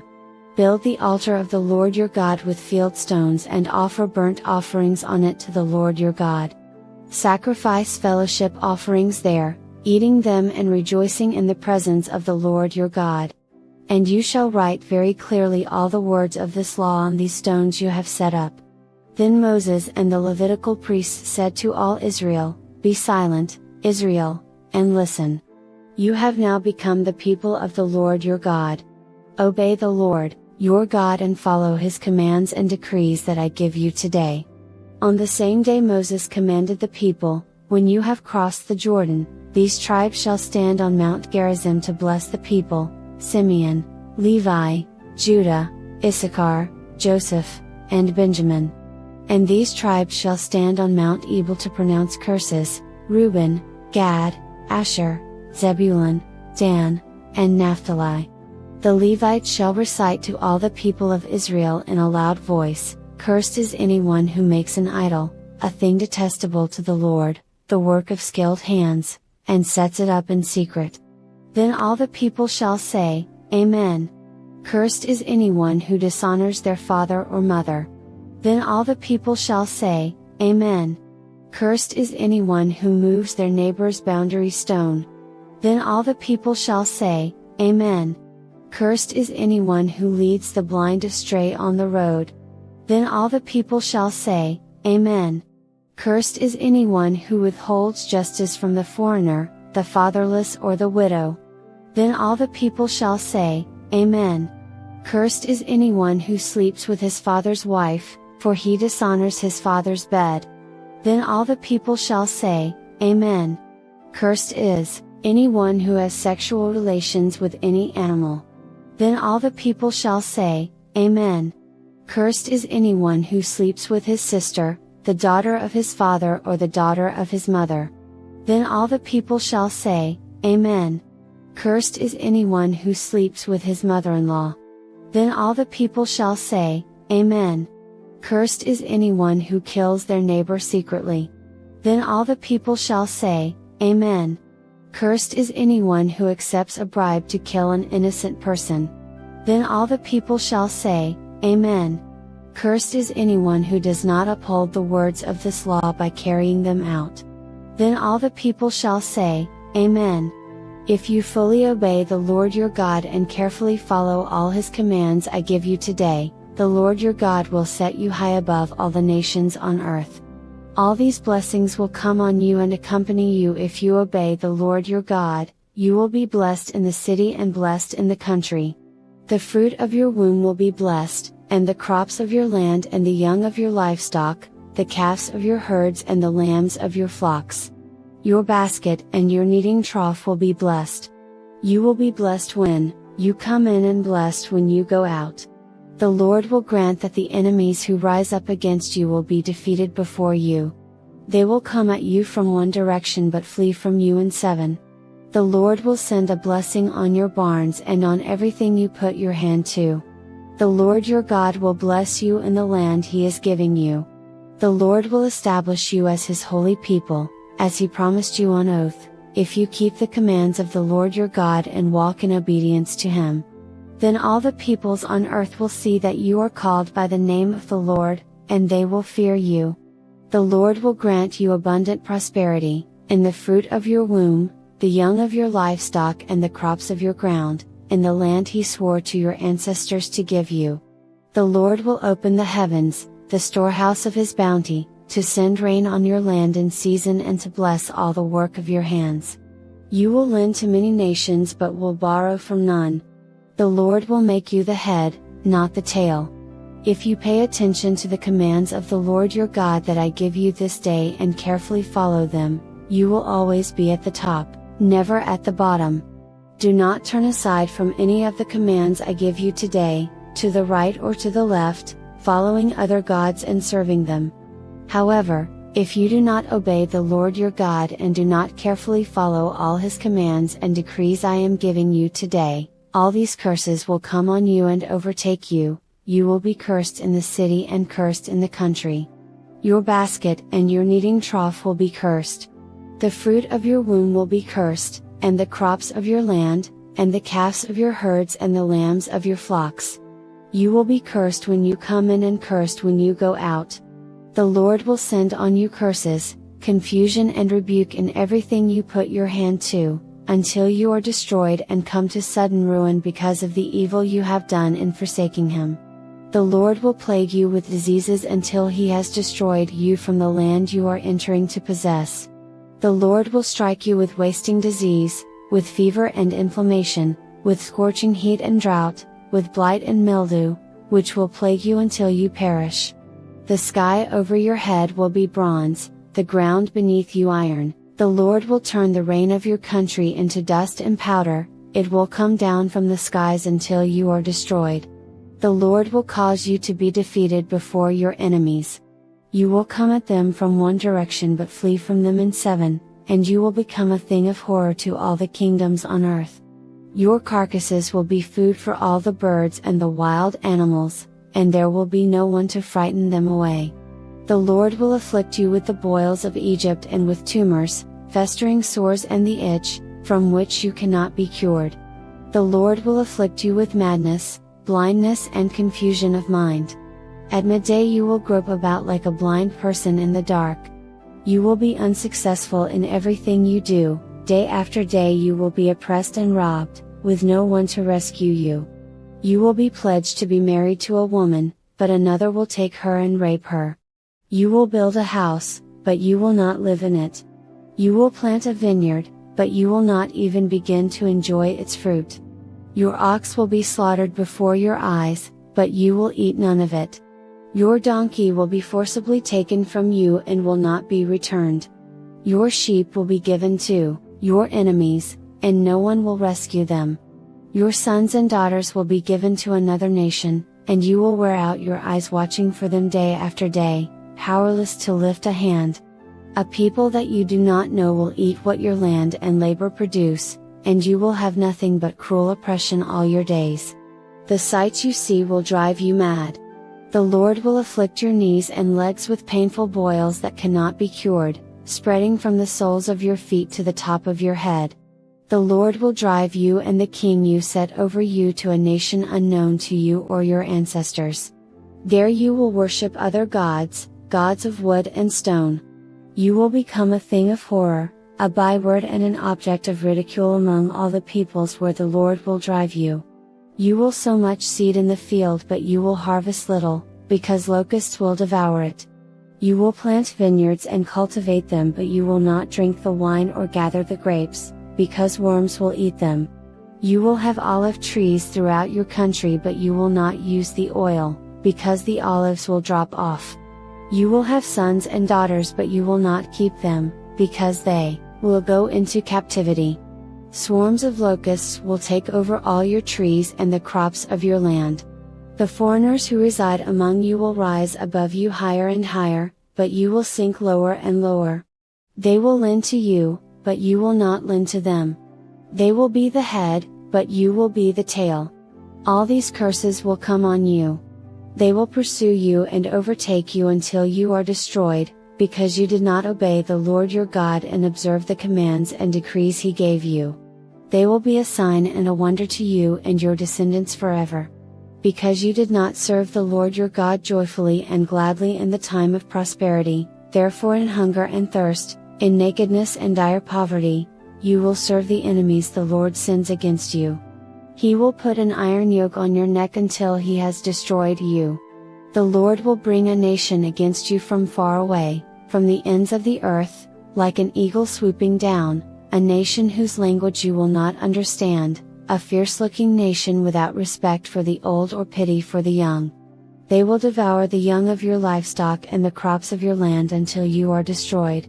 They will leave you no grain, new wine or olive oil, nor any calves of your herds or lambs of your flocks until you are ruined. They will lay siege to all the cities throughout your land until the high fortified walls in which you trust fall down. They will besiege all the cities throughout the land the Lord your God is giving you. Because of the suffering your enemy will inflict on you during the siege, you will eat the fruit of the womb, the flesh of the sons and daughters the Lord your God has given you. Even the most gentle and sensitive man among you will have no compassion on his own brother or the wife he loves or his surviving children, and he will not give to one of them any of the flesh of his children that he is eating. It will be all he has left because of the suffering your enemy will inflict on you during the siege of all your cities. The most gentle and sensitive woman among you, so sensitive and gentle that she would not venture to touch the ground with the sole of her foot, will begrudge the husband she loves and her own son or daughter the afterbirth from her womb and the children she bears. For in her dire need she intends to eat them secretly because of the suffering your enemy will inflict on you during the siege of your cities. If you do not carefully follow all the words of this law, which are written in this book, and do not revere this glorious and awesome name, the Lord your God, the Lord will send fearful plagues on you and your descendants, harsh and prolonged disasters, and severe and lingering illnesses. He will bring on you all the diseases of Egypt that you dreaded, and they will cling to you. The Lord will also bring on you every kind of sickness and disaster not recorded in this book of the law, until you are destroyed. You who were as numerous as the stars in the sky will be left but few in number, because you did not obey the Lord your God. Just as it pleased the Lord to make you prosper and increase in number, so it will please Him to ruin and destroy you. You will be uprooted from the land you are entering to possess. Then the Lord will scatter you among all nations, from one end of the earth to the other. There you will worship other gods, gods of wood and stone, which neither you nor your ancestors have known. Among those nations you will find no repose, no resting place for the sole of your foot. There the Lord will give you an anxious mind, eyes weary with longing, and a despairing heart. You will live in constant suspense, filled with dread both night and day, never sure of your life. In the morning you will say, if only it were evening. And in the evening, if only it were morning. Because of the terror that will fill your hearts and the sights that your eyes will see. The Lord will send you back in ships to Egypt on a journey I said you should never make again.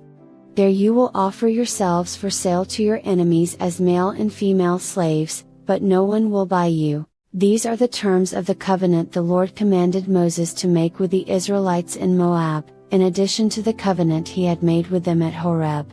Moses summoned all the Israelites and said to them, "Your eyes have seen all that the Lord did in Egypt to Pharaoh, to all his officials and to all his land. With your own eyes you saw those great trials, those signs and great wonders. But to this day the Lord has not given you a mind that understands or eyes that see or ears that hear. Yet the Lord says, during the 40 years that I led you through the wilderness, your clothes did not wear out, nor did the sandals on your feet. You ate no bread and drank no wine or other fermented drink. I did this so that you might know that I am the Lord your God. When you reach this place, Sihon king of Heshbon and Og king of Bashan came out to fight against us, but we defeated them. We took their land and gave it as an inheritance to the Reubenites, the Gadites and the half-tribe of Manasseh. Carefully follow the terms of this covenant, so that you may prosper in everything you do. All of you are standing today in the presence of the Lord your God, your leaders, and chief men, your elders and officials, and all the other men of Israel, together with your children and your wives, and the foreigners living in your camps who chop your wood and carry your water. You are standing here in order to enter into a covenant with the Lord your God, a covenant the Lord is making with you this day and sealing with an oath, to confirm you this day as His people, that He may be your God as He promised you and as He swore to your fathers, Abraham, Isaac, and Jacob. I am making this covenant, with its oath, not only with you who are standing here with us today in the presence of the Lord our God but also with those who are not here today. You yourselves know how we lived in Egypt and how we passed through the countries on the way here. You saw among them their detestable images and idols of wood and stone, of silver and gold. Make sure there is no man or woman, clan or tribe among you today whose heart turns away from the Lord our God to go and worship the gods of those nations. Make sure there is no root among you that produces such bitter poison. When such a person hears the words of this oath and they invoke a blessing on themselves, thinking, I will be safe, even though I persist in going my own way, they will bring disaster on the watered land as well as the dry. The Lord will never be willing to forgive them, His wrath and zeal will burn against them. All the curses written in this book will fall on them, and the Lord will blot out their names from under heaven. The Lord will single them out from all the tribes of Israel for disaster, according to all the curses of the covenant written in this book of the law. Your children who follow you in later generations and foreigners who come from distant lands will see the calamities that have fallen on the land and the diseases with which the Lord has afflicted it. The whole land will be a burning waste of salt and sulfur, nothing planted, nothing sprouting, no vegetation growing on it. It will be like the destruction of Sodom and Gomorrah, Admah and Zeboim, which the Lord overthrew in fierce anger. All the nations will ask, why has the Lord done this to this land? Why this fierce, burning anger? And the answer will be, it is because this people abandoned the covenant of the Lord, the God of their ancestors, the covenant He made with them, when He brought them out of Egypt. They went off and worshipped other gods and bowed down to them, gods they did not know, gods He had not given them. Therefore the Lord's anger burned against this land, so that He brought on it all the curses written in this book. In furious anger and in great wrath the Lord uprooted them from their land and thrust them into another land, as it is now. The secret things belong to the Lord our God, but the things revealed belong to us and to our children forever, that we may follow all the words of this law.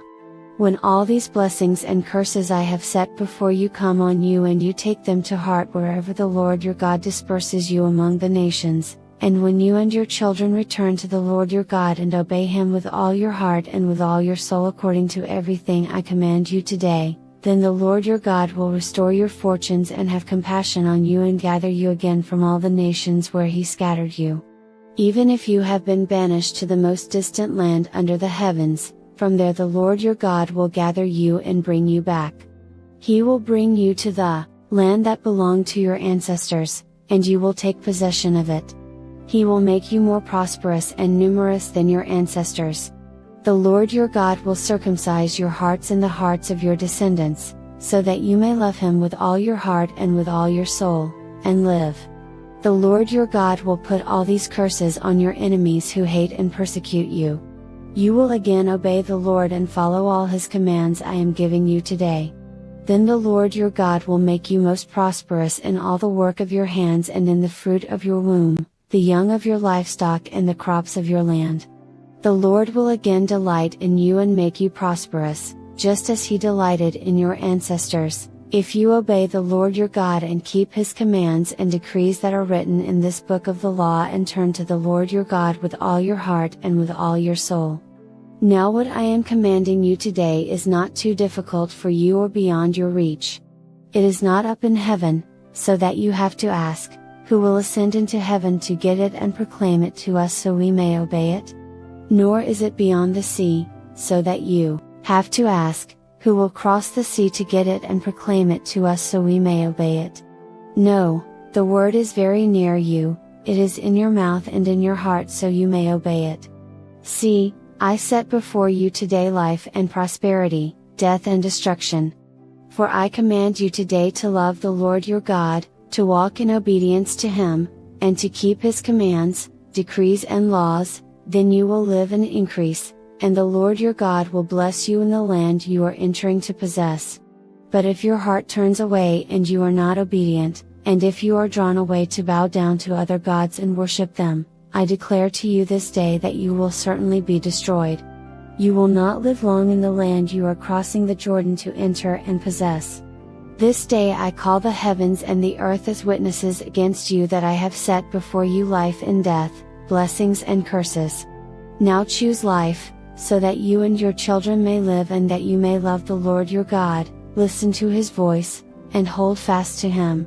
For the Lord is your life, and He will give you many years in the land He swore to give to your fathers, Abraham, Isaac, and Jacob. Then Moses went out and spoke these words to all Israel, I am now 120 years old and I am no longer able to lead you. The Lord has said to me, you shall not cross the Jordan. The Lord your God Himself will cross over ahead of you. He will destroy these nations before you, and you will take possession of their land. Joshua also will cross over ahead of you, as the Lord said.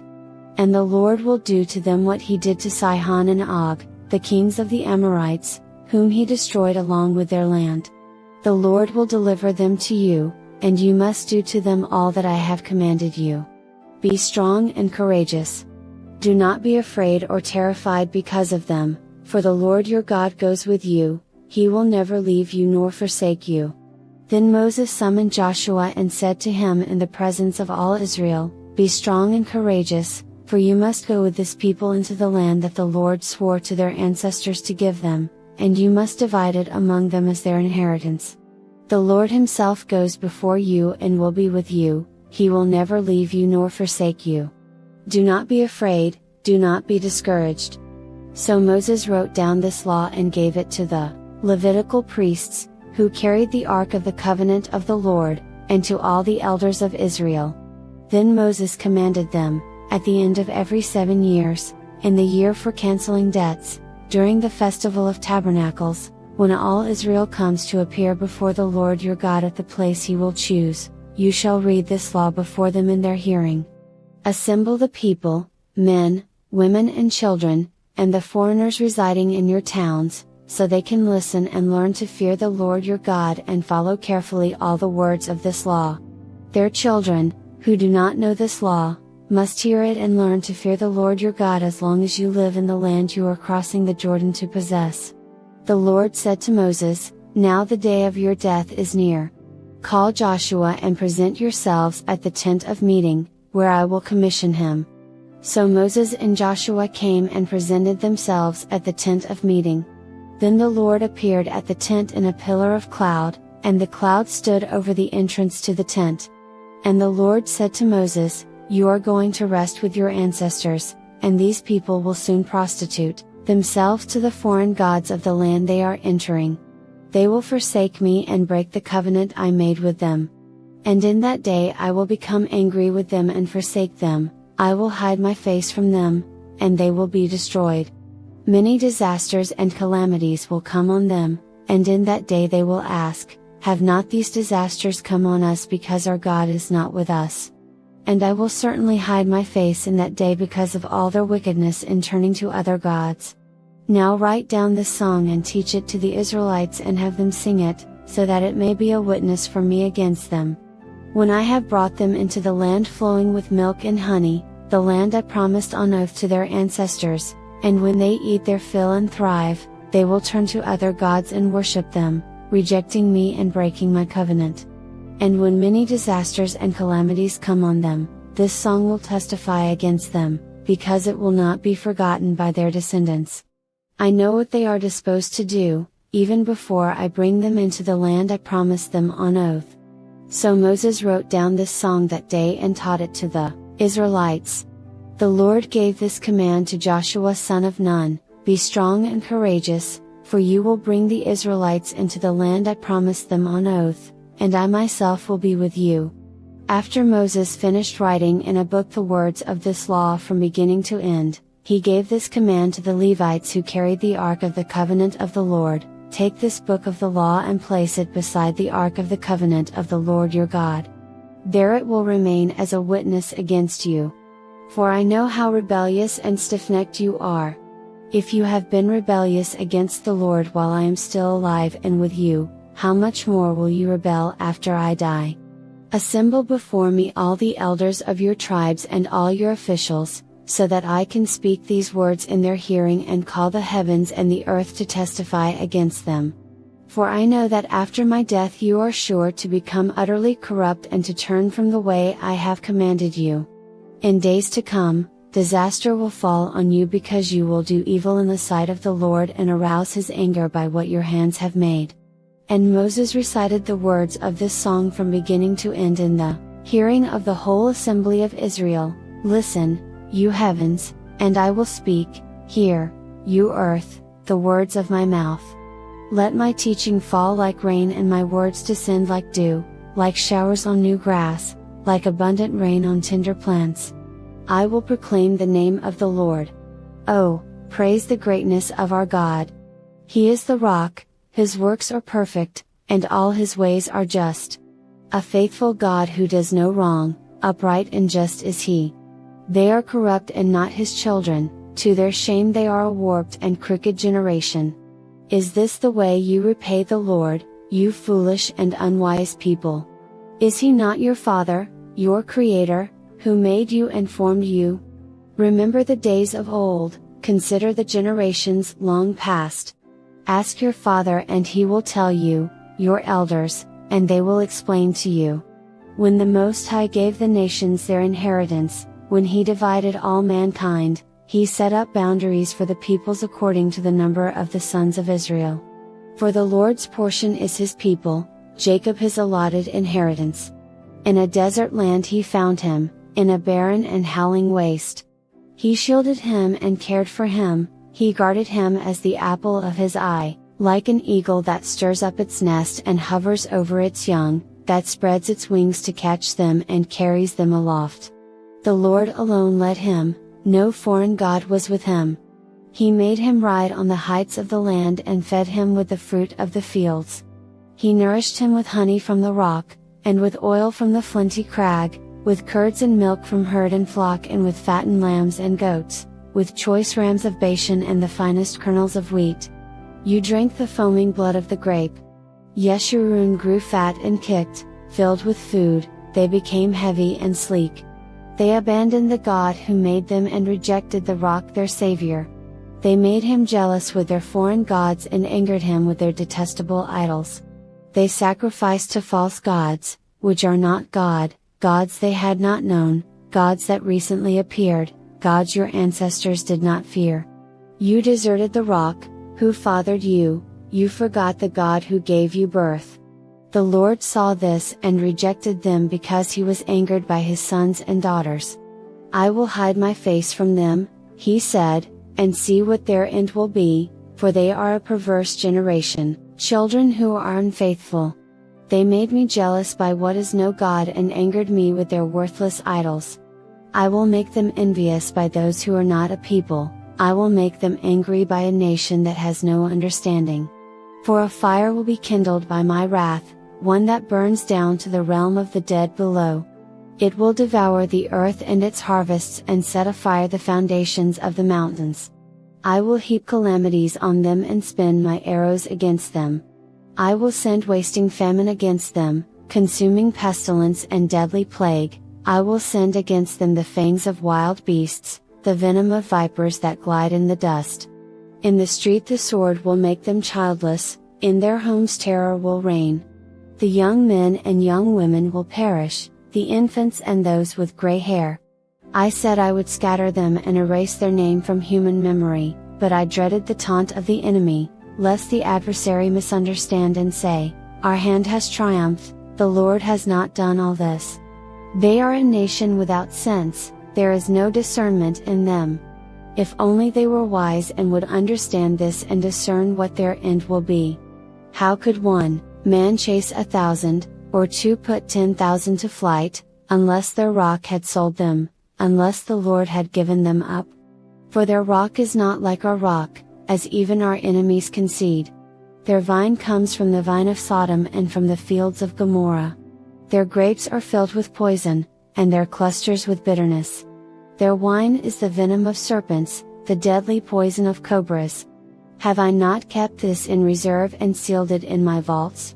It is mine to avenge, I will repay. In due time their foot will slip, their day of disaster is near and their doom rushes upon them.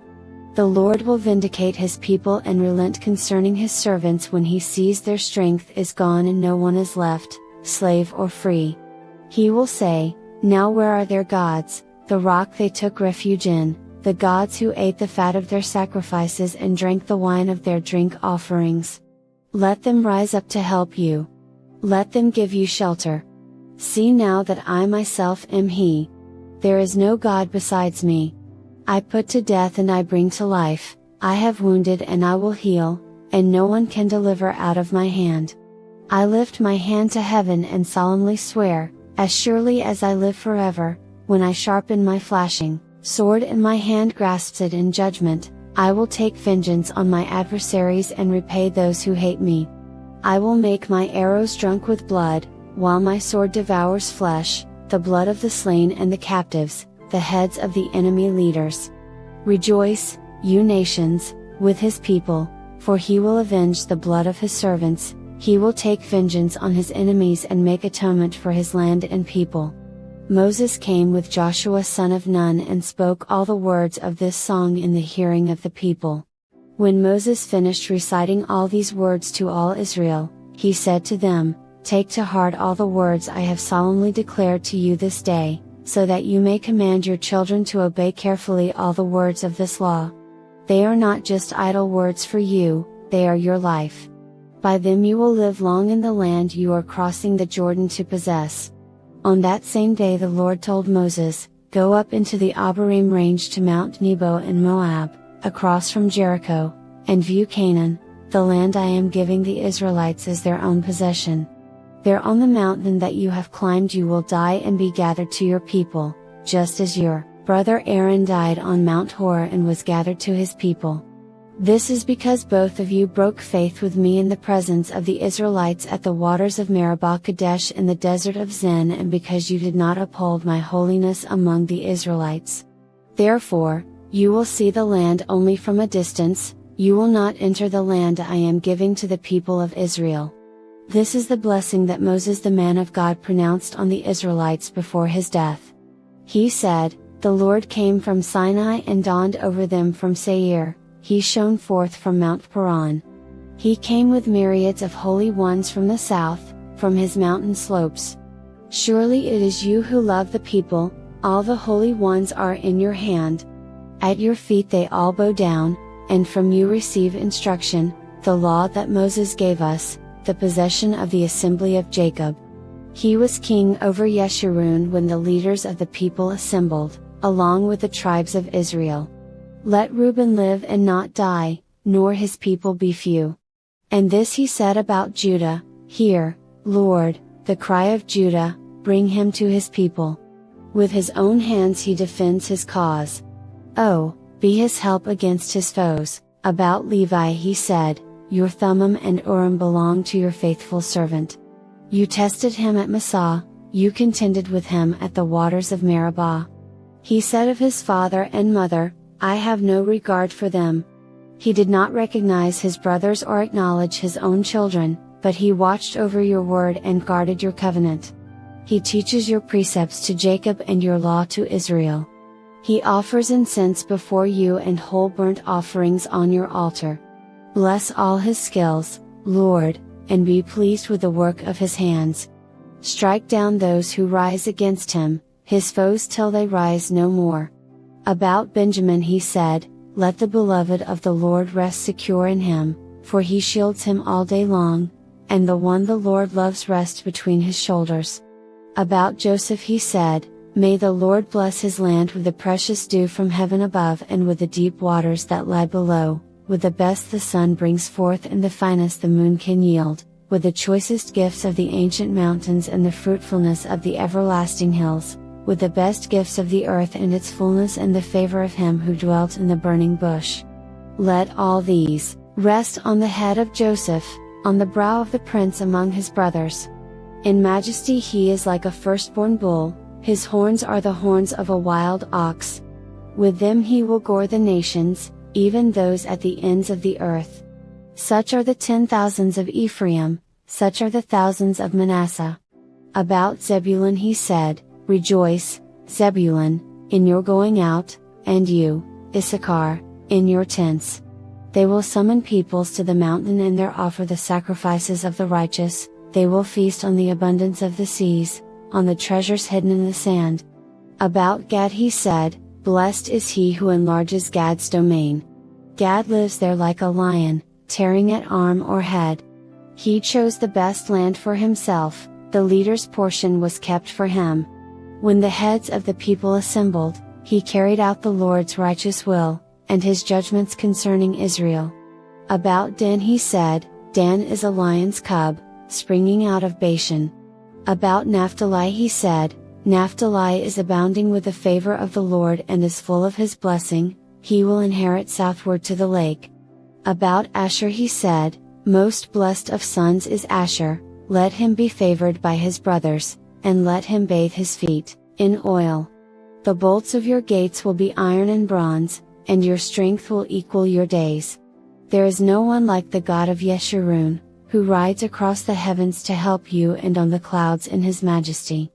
The eternal God is your refuge, and underneath are the everlasting arms. He will drive out your enemies before you, saying, Destroy them. So Israel will live in safety, Jacob will dwell secure in a land of grain and new wine, where the heavens drop dew. Blessed are you, Israel. Who is like you, a people saved by the Lord? He is your shield and helper and your glorious sword. Your enemies will cower before you, and you will tread on their heights. Then Moses climbed Mount Nebo from the plains of Moab to the top of Pisgah, across from Jericho. There the Lord showed him the whole land, from Gilead to Dan, all of Naphtali, the territory of Ephraim and Manasseh, all the land of Judah as far as the Mediterranean Sea, the Negev and the whole region from the valley of Jericho, the city of palms, as far as Zoar. Then the Lord said to him, This is the land I promised on oath to Abraham, Isaac and Jacob when I said, I will give it to your descendants. I have let you see it with your eyes, but you will not cross over into it. And Moses the servant of the Lord died there in Moab, as the Lord had said. He buried him in Moab, in the valley opposite Beth Peor, but to this day no one knows where his grave is. Moses was 120 years old when he died, yet his eyes were not weak nor his strength gone. The Israelites grieved for Moses in the plains of Moab 30 days, until the time of weeping and mourning was over. Now Joshua son of Nun was filled with the spirit of wisdom because Moses had laid his hands on him. So the Israelites listened to him and did what the Lord had commanded Moses. Since then, no prophet has risen in Israel like Moses, whom the Lord knew face to face, who did all those signs and wonders the Lord sent him to do in Egypt, to Pharaoh and to all his officials and to his whole land. For no one has ever shown the mighty power or performed the awesome deeds that Moses did in the sight of all Israel.